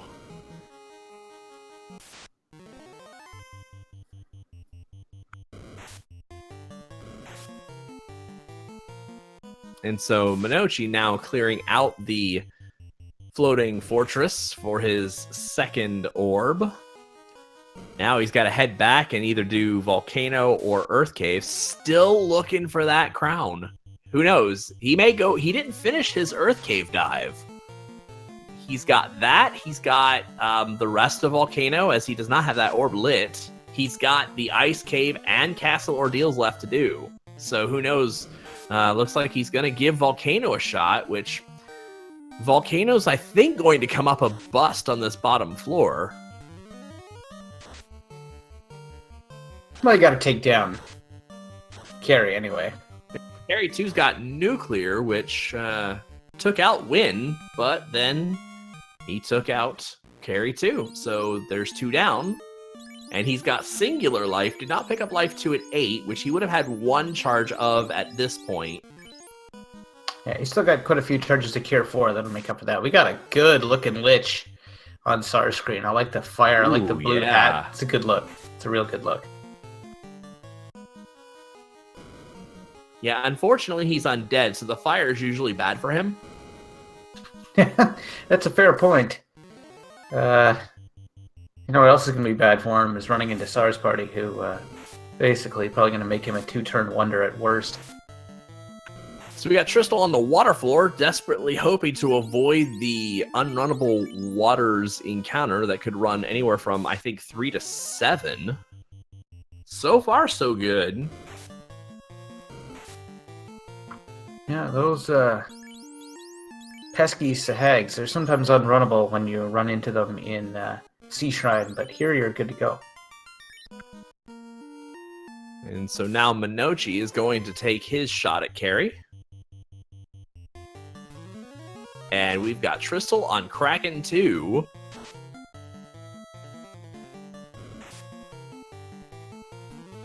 Oh, clobbered Gunna. Oh, and like Kraken 1, he went down like a sack of oranges. They have lots of sacks of oranges in your neck of the woods, just getting slugged around everywhere. We have to import them, but yeah. Right. I guess that's they're why over they're there in with sacks, the, right? Yeah. They're coming from them Floridian wizards. All right. Crystal taking the more discretionary approach, knocks his fighter down a couple places, throws a Gunna to the wolves. Tiamat 2 is where things often begin to get real. He's got a default vanilla 1000 HP you got to get past, and that could be shuffled up to 220%. Even I can do that math. I think that's about 2200 he could have. Not a lot of damage coming out of those early attacks, so he looks like he's got pretty high absorb too. Yeah, he's just hoping for some high rolls. He got a 280 there, but otherwise he probably averaged less than 200 or around 200 over his each Fade cast. Yeah, Fade's going to do anywhere between 80 and 160, and then if you get lucky and score a full hit, it'll do double that. But you're not going to get that double damage very often against Tiamat 2 and almost never against Chaos. Oh, and here comes the swirly. Oh, this is getting ugly. Definitely, for some reason, Tristal is not buffing his fighter. I find that a little interesting with the Power Gauntlet. I can't assume he doesn't have the Power Gauntlet. It was in the same room as the Mass Immune. And Wynn gets clobbered, and now we're down to the hero solo fighter who can't hit Tiamat very hard, and Tiamat who is hitting very hard. And now he decides to power up. Yeah, that was just a little bit of a... I mean... One can only shake their head. Why did he wait so long to bust out the power? Just thought it was going to be easier? Yep, and then that was it. I mean, and that Tiamat looked like he had probably 12 to 1,300 hit points. A handful of them fades, and then finally a good shot from his fighter. And he's running out of health potions. He's going to have enough to fill up. I hope he doesn't end up in a situation where he has to use one more than... and he during the chaos fight. He gets the clutch early chance to strike first. So he has the defense sword and the power glove. So we could see him stack up lots of charges in the first 6-8 rounds. Yeah, we're gonna see some rusing until you got your max evade. Oh, and he hits like a paper tank, kind of paper whatever. I mean, it'll be a tank, but. Maybe it's Origami Night in the Temple 2 for of Fiends. 139. There we go. Now I should see him stack up some brews. Oh, it looks like he takes a fair amount of damage. Yeah, I don't think he's going to need too many charges of Power Bonk. He might just go for it. Oh, yeah, that's solid damage right there. Yeah, definitely stick with that. Oh! He's done about 1,500 so far. Chaos Vanilla 2,000 could be up to about 4,400 well, there max. We are. That's about 2,100 right there. 2,000, 2,100, 2,500, something like that. This looks like it's going to go Tristal's way, unless Chaos finishes him with a couple of heavy blows. No, it's going to be in Tristal's favor, and it's over. GG Tristal takes the cake tonight and clears his Chaos point.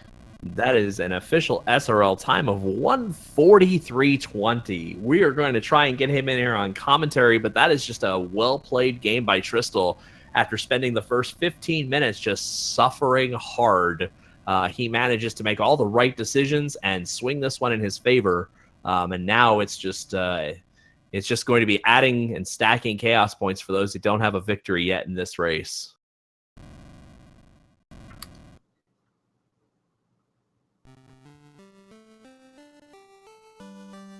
And our tracker Trenton has had to sign off. He stuck with us through the end of Crystal's victory, but unfortunately he's going to have to leave us for the rest of the night, so we're going to lose score tracking on Czar and Minochi, so you'll just have to keep up with your eyes. Okay, Czar has everything I think that he needs, and Minochi is still short the crown, but when you get it, or when he gets it, you'll know.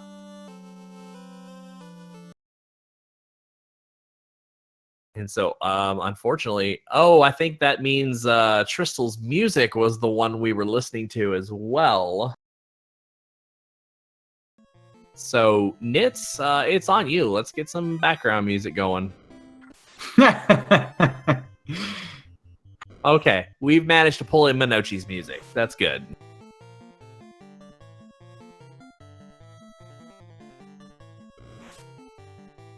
And now we are joined in our voice chat by Tristal. Tristal, what can I say? GG. Thanks. I was almost convinced at the beginning of that seed, when it took me I don't know how many minutes just to get Fade, that I was just going to lose to the RNG right at the beginning. But boy, did those key items just show up in the right places for me. It was about the 15-minute mark by the time you finally successfully got out of Matoya's cave. Yeah, it was pretty brutal. And then, bang, bang, bang, you found all the right stuff very early on, including the Earth Dive to get the slab and so on. And Minochi really got caught up with not checking Lazy Dwarves and spent a bunch of time dying in the Marsh Cave that allowed you to pull off a lead there.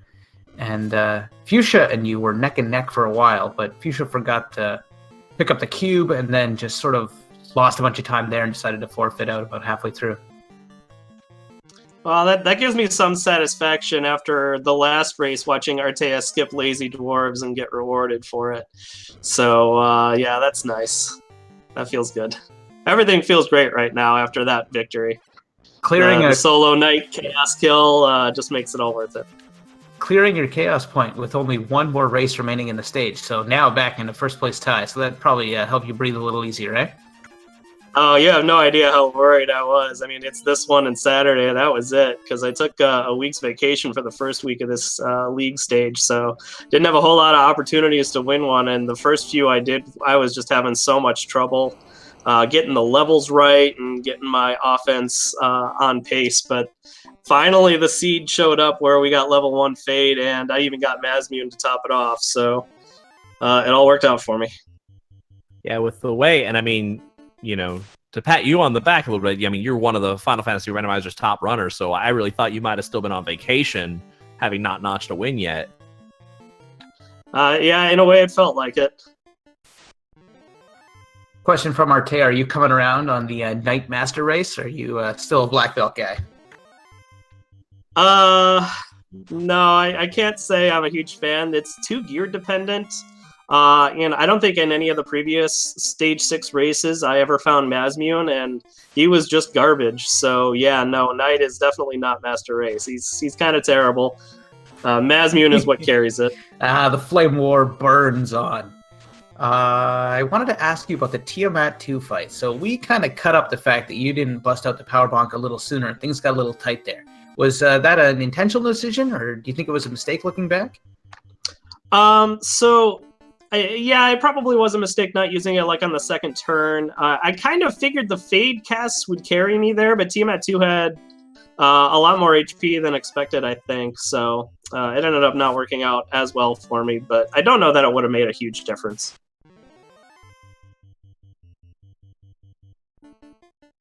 Those white Ds are conspicuously red. But we've had some good-looking enemies on Sard. The airs on the top floor of the Sky Fortress were fire red. Look pretty cool, too. Sometimes the palette shuffle turns up with some gems, and sometimes you get a really disgusting vomit-colored creep. question in chat, what does the schedule for this league look like anyways? So if you go on to our Discord, which Trenton was in charge of those commands, and I don't... Oh, hang on. I might have this. Yes. So feel free to go onto our Discord. And if you look in the league section up in the sticky notes up there, we'll have a Google Doc for everything that you needed to know, all the races and everything that goes on there. Our last race of this stage, thank you, Nitz. Our last race of this stage will be Saturday at 4 p.m., I think 3 Eastern. And so that will be the last chance for romance for anybody that wants to clear their chaos point for this particular flag set. We got some Christmas-themed OK Mans. Just to confirm, I think it is 4 p.m. Eastern for the Saturday race. Still haven't decided whether or not I want to participate in that or not. The only difference is if I win, I reopen my separation between Quicklet and myself by 1/100th of a point. So, Yeah, it's tempting. I actually good-looking really, Phantom too. I really like this flag set personally. I've had actually a lot of fun. I really thought it was going to be difficult, and not to say that it's not difficult, but I think my trepidation, if you will, for the difficulty was actually misplaced. It's in different areas, and it has really nothing to do necessarily with the class selection. And there's Minochi's crown, and won't he be happy to find that? He is probably just going to get right out of here. Yeah, he's going to check that one a few extra times in frustration. Make sure he's got that crown and get out. Oh, and he has all the knight armor pieces. That's a wah-wah. He is going to skip out on the... Yeah. I was going to say, he has the Aegis Shield, being the only player to have dipped into Marsh Cave. At least the only on-stream runner to have dipped into Marsh Cave. He has all the pieces for the knight armor, but not the tail, and he forwent the tail to just move on. I think that's a reasonable play. If you just got the crown, you're going to open, 20 chests or something, and it's fairly reasonably likely the tail will be there, so... Well, unfortunately for him, we know it isn't. And he just missed it later on the ice cave, and he'll probably chew up a bit of time here checking some key chests, unless he just... unless he feels like he's his last orb. Yeah, he has to feel like he's in go mode now, just as behind as he is. But I mean, he's already got a victory in this particular flag set, or one of those 0.00 second place finishes. I can't remember if that is him or Quicklet or somebody else has a 0-0 second place. So there's really not much urgency, I think, on Minochi's part at this point. Yeah, Minochi was just trying to, well, according to him, just try and play some interference on me to try and keep me out of the top 3 with him and Artea. So I don't blame him at all. I was really worried for you at the start there, but I mean, I just, as I mentioned earlier, you're one of the top players in Final Fantasy Randomizer. Just imagine had you not had that 15 minutes of worth of wiping, how crazy the amount of chaos points you would have handed out today was. If we're going to play what ifism, if Minochi had just checked for lazy dwarves, he could have almost completely run away with this one too. So much hangs in the balance of even early game decisions, and that's one of the fun parts of this randomizer.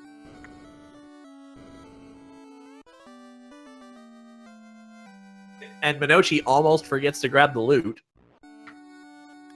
He could cast Exit to get right back to the Temple of Fiends if he wants to. Yeah, unfortunately, he's going to realize this is going to be a walk. Yeah. Oh, he had a White Mage to resurrect. Maybe didn't have any charges of life, or did he buy it yet even? His $196,000 seems to make me think that he hasn't. I think life was wizard locked, because it was one of the spells in Gaia. Oh, of course, yes. They were level 7 and 8. Yeah. And without the tail, he won't be casting either of those. Sar once again on his cool-looking Lich 2. Yeah, I briefly debated checking for Life 2 at the level 8 spot, but once I got Life, I mean, I have so many chargers at Cure 4, it's effectively the same thing anyway. Yeah, it was in... Yeah. Also in Gaia, right? Yes, it was in Gaia in the level 8 shop. Yeah, I think I only would have had like one charge of it throughout all of TOFR. Question from chat. You can exit from the castle to get out of TOF. You can exit or warp out of the castle to get back to TOF immediately after being warped there from killing Garland and rescuing Sarah. Yes. So if you forgot to kill Garland, or you didn't kill Garland as part of the Crown Chain quest, or you didn't kill Garland at the beginning of the game and you wait until the very end and you get ported back to the throne room, yes, warping back there will take you back to the Temple of Fiends, throne room, if you will, orb room. The exit spell will actually take you outside of Temple of Fiends. And if you're able to hold off on killing Garland until the very end of the game because you have the early bridge or some other means of continuing, then you can totally use that to shave like 15 seconds off your running time or more. So yeah, I'm a little sad Monoside didn't go for it, because it actually is the optimal way to do things if you don't care about the early experience in Gold from Garland. Yeah, Tristal, let me ask, since you spent the first 15 minutes of the game kind of struggling, did that actually affect any of your routing decisions? I was thinking about taking some risks and going like early Earth Cave or something like that, but in the end I kind of just figured if anything, a level 1 Fade is sort of my wheelhouse. Like I'm very good when all my characters are extremely powerful. So I just wanted to play the odds, and plus with level 1 Fade and where I wanted to go to Volcano early, just for the good leveling. We had Fade and Exit is kind of the key there, so I can use up all my Fade charges in the second floor, then exit out and house and go back in and repeat that, and that's a really, really nice way to level up early on. Yeah, Naka's pointing out in chat, knows more about this game and now, having followed the randomizer for a month or two, than he did through his entire childhood playing the game, and that is probably true of anyone that grew up playing this game.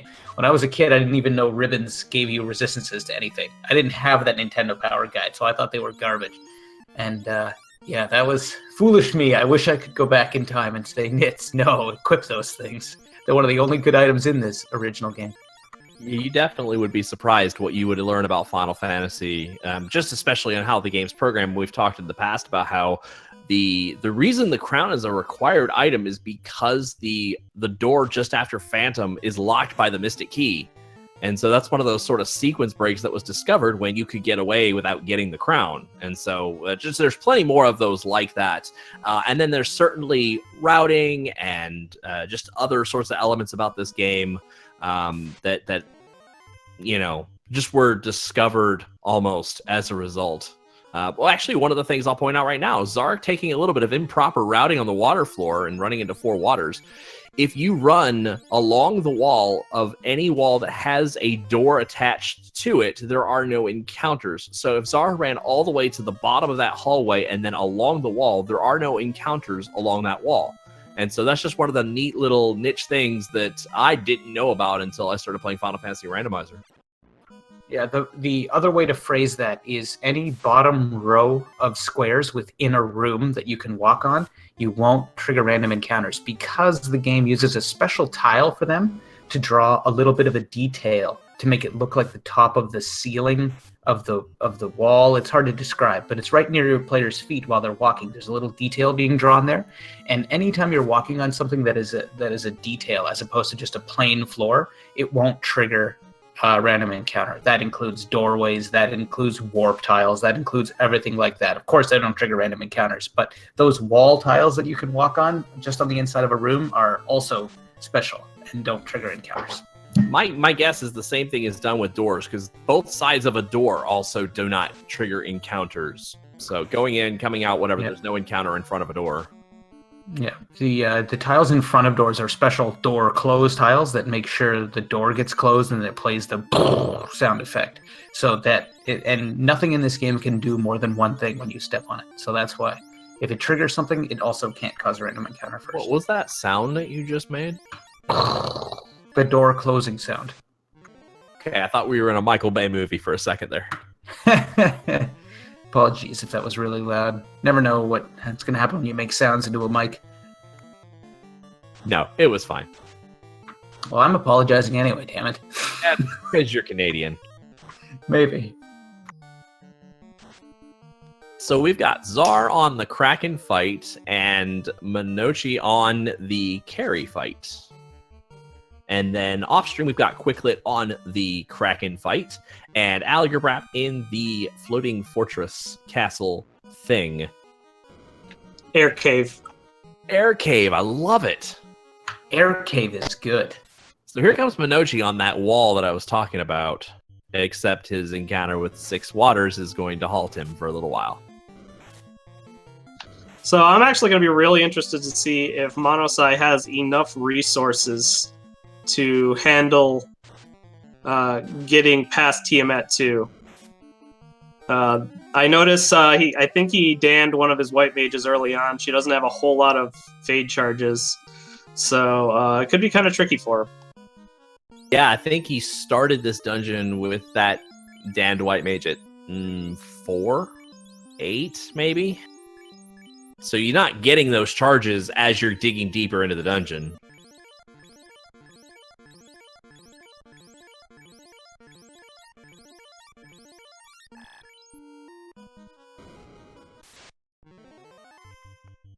So, this is kind of a Canadian-looking Tiamat as well.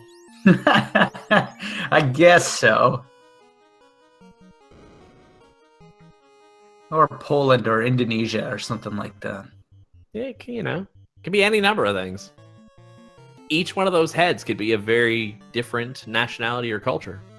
All living together in harmony with a shared goal to annihilate the Light Warriors. Or it's 4 Agamas duct taped together. I gotta tell you, I'm missing the Agama facts. And now that we've gotten away from the black belt seeds, I'm definitely missing the Agama facts. I don't think we're going to get too many of them next stage, so sorry to disappoint there. No, the next stage is going to be a bullet run. We had a couple of pretty exciting bracelet hunts, if you will, all those months ago. Now, it wasn't that long ago, but it does seem like a while now. But, oh my.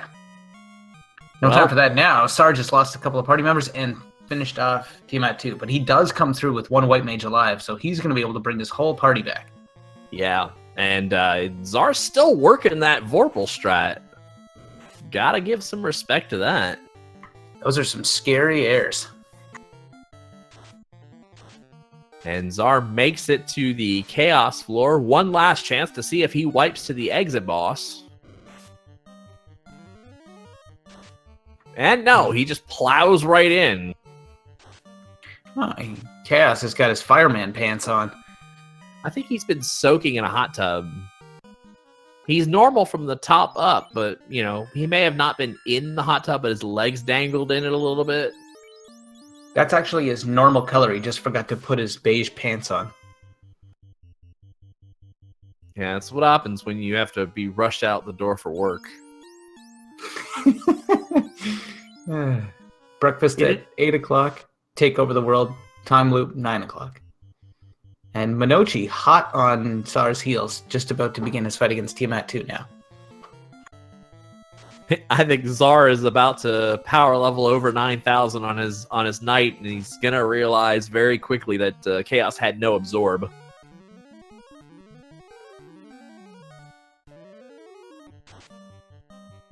Yeah, I can get behind the first 2 power bonks, but the third one is a little overkill for me here. How about the 4th and 5th? He's still going. Yeah. Sar likes to be pretty deliberate. Likes to overgrind, likes to overbonk, likes to over-invis. Just, if you're gonna stick with it, stick with it. Okay. Forget the mathematics. I'm gonna swing now. Brace yourselves, everyone. Oh, I would have laughed if that stun had been successful. Oh, 382! And this is why we're supposed to use the Masamune, not the Vorpal. And maybe he doesn't have the Masamune. No, he does. It's on one of the white mages. Oh, jeez. Come on, Sar. It's more important to use the meme sword here.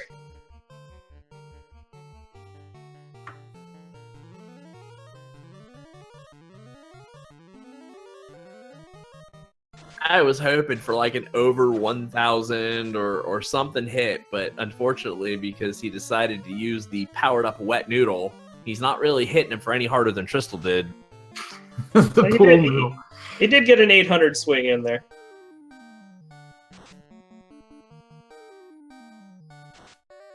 Minochi's still plugging away at Tiamat, and Tiamat's still plugging away at Minochi. And the white mages are running, so... And Sar has finished. GG, sir. For some reason, Zar's .done did not register a time. Thank you. That is... I'm not sure what's up with the, if I can't see it, maybe it's text chat, I don't know, but the time logged is 2:04:17. Yeah, Sar doesn't seem to be showing up on the SRL website either, so not sure what the dealio there was. Hopefully we can get that sorted out. Oh, I see what it is. Zar. Yeah, Zar is actually not officially, like, In plugged this race? in this Uh-oh. race. Uh-oh. Yeah, what happened was he was helping to gatekeep for you guys on the commentary, and then he, instead of readying with the intent of continuing the race, he quit so that the race would count down. He tried to join while the countdown was happening, but that's not a thing you can do. And so now one of our off-stream runners, Quicklit, has finished with a time of 2:05:07. So I think we're going to give Zar, if we've done the time right, we're going to give Zar 2:03:55. So about a minute and 12 seconds for Quicklit over Zar. And joining us in chat is the man himself. GG, sir. GG. Shrine. Damn you, Shrine. And you found the crown so soon. We were pretty excited. It's, I was rewarded with a ribbon and a mass mune, but obviously lost time there. Yeah, we definitely were pulling for you because you were the only one to find crown for quite a while.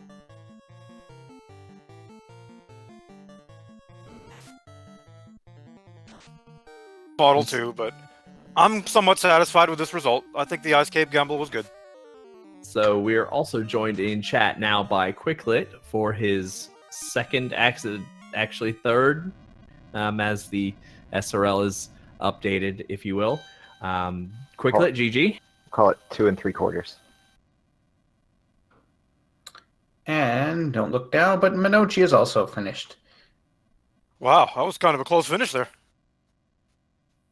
Yeah, For bang, second, yeah. bang, bang for second, third, and fourth. Sorry you didn't make it onto the official leaderboard for this race, so we'll have to find out how that works later. But Minochi's time is 2:06:23. I'm pretty sure Maya will just we'll send him a message. We'll let him know that we'll include Zar in this and give him that time, and Maya will make the adjustment as necessary. That seems very generous and reasonable. I'm actually shocked. It's good to be the admin.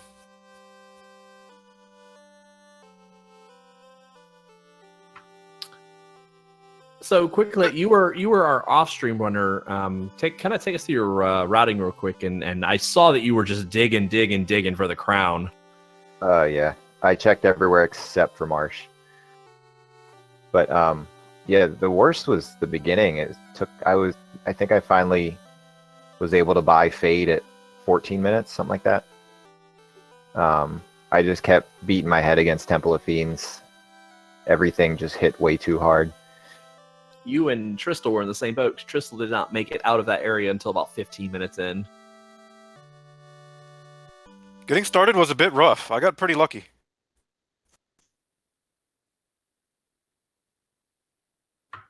And our final runner joined us in chat from the stream tonight, Minochi. GG.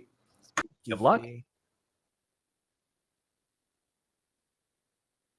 So, Minochi, unfortunately, you have to know you had a fairly sizable lead within the first 5 minutes of the game. Tristel had some very large struggles. Fuchsia Fantasy also had some pretty decent struggles, and everyone struggled. You were the only one to make it out of Temple of Fiends with no wipes, much less than 3 wipes. But I made it up by wiping in Earth. You had some struggles in Earth, and you didn't check on the dwarves early enough, so you spent a lot of time in the Marsh Cave too, and that was kind of enough for everyone to catch back up again. Oh yeah, that's true. You were the only runner to collect all the 3 pieces of the Night Exodia, yet you skipped over the tail, which was down in the ice cave. So you got unlucky a few times in the routing is really how that worked out. It was like on the floor below the crown, which is too bad because you had everything you could have wanted to. Yeah, I took the adamants in Marsh, and I was like, I gotta look for the tail, and I found Massive Mutant and Power Gauntlets, and I didn't need the tail anymore. Yeah, that was a nice Sharknado room. All right, so I think it's about time now that all of our runners have finished. Let's get some final thoughts. We will start with Minochi. I know you've already got your victory in this seed, but you didn't get that chance to deny Tristal. Are you still going to play on Saturday? I'll think about it because I just wanted to stop Tristal from winning. Too bad I failed. Good game though. Thanks guys for the commentary and the restream. All right, Quicklit. Yeah, just looking forward to the next stage. Czar? Check out the FFR Spring Tournament. Come to the Discord. It's a good time, and I'm so happy that I got at least a 2nd place finish in this stage. Maybe 1st place tomorrow night. We'll see. And finally, from our winner this evening, Tristal, are you done? Yeah, I don't anticipate being in the Saturday race now that I've won this one. I'm definitely looking forward to stage 7. I did a couple practice runs maybe a month or 2 ago, and I actually really enjoy the treasure hunt seeds, even if they are kind of random. But yeah, they're a lot of fun, and I think they're a lot of fun to watch too. So come back out and watch those as well. As a quick overview of our next flags that begin Monday at midnight, it is stage 7 is the Useful Thief, and the idea is to grab 4 item usable weapons or armor. So either 4 pieces like the heel helmet or the white shirt, black shirt, or of the weapons, which is heel staff, light axe, etc., etc. You have to grab 4 of either weapons or armor throughout the whole game, and it really changes your kind of perspective on how you dig and how you dive through the dungeons. It's kind of an expanded version of the pretty black belt flags from stage 3. So at this point in time, I'm just going to go ahead and plug that Discord once again. Yeah, get plugged into our Discord, get plugged into our randomizer tournament. Help us figure out kind of the format that you find works best. Get plugged in, just get going. FinalFantasyRandomizer.com. Get signed up. If you like what you see, give our runners a follow. Give the commentators a follow. Give our tracker Trenton a follow. And above all else, feel free to give Randomania and its auxiliary channels a follow. Much thanks to J.K. Allen for giving us a restream tonight. Big thanks for getting our community some exposure here. Big thanks to Nitz. Nitz, it's always a pleasure commentating with you. And with that, I will give you the final thought this evening. Sometimes I get introspective, but this time I'm going to point to our restreamers and to say thank you guys in Randomania. You're an excellent friend to the Final Fantasy Randomizer community, and Randomania has a huge marathon coming up featuring not only the Sunday demo of the NPC Shuffle in Final Fantasy Randomizer, but tons of randomization games that you will enjoy. And so it begins very soon, possibly this weekend, and check it out. Pay attention, because you never know when you might find your next favorite. And with that, I bid everyone a good evening, and we'll see you next time. One last thing. In addition to our Sunday night 8:35 p.m. run, one of our other runners, Will Bloodworth, is actually running a 4 Thief showcase as well, as I'm digging through the schedule desperately looking for it. It is definitely happening. So in the meantime, feel free to just give Randomania a follow and check out the Randomania marathon that is occurring for the next week, basically starting tomorrow night at 7 Eastern, starting with The Legend of Zelda. So guys, have a good night. Take care. Be excellent to each other.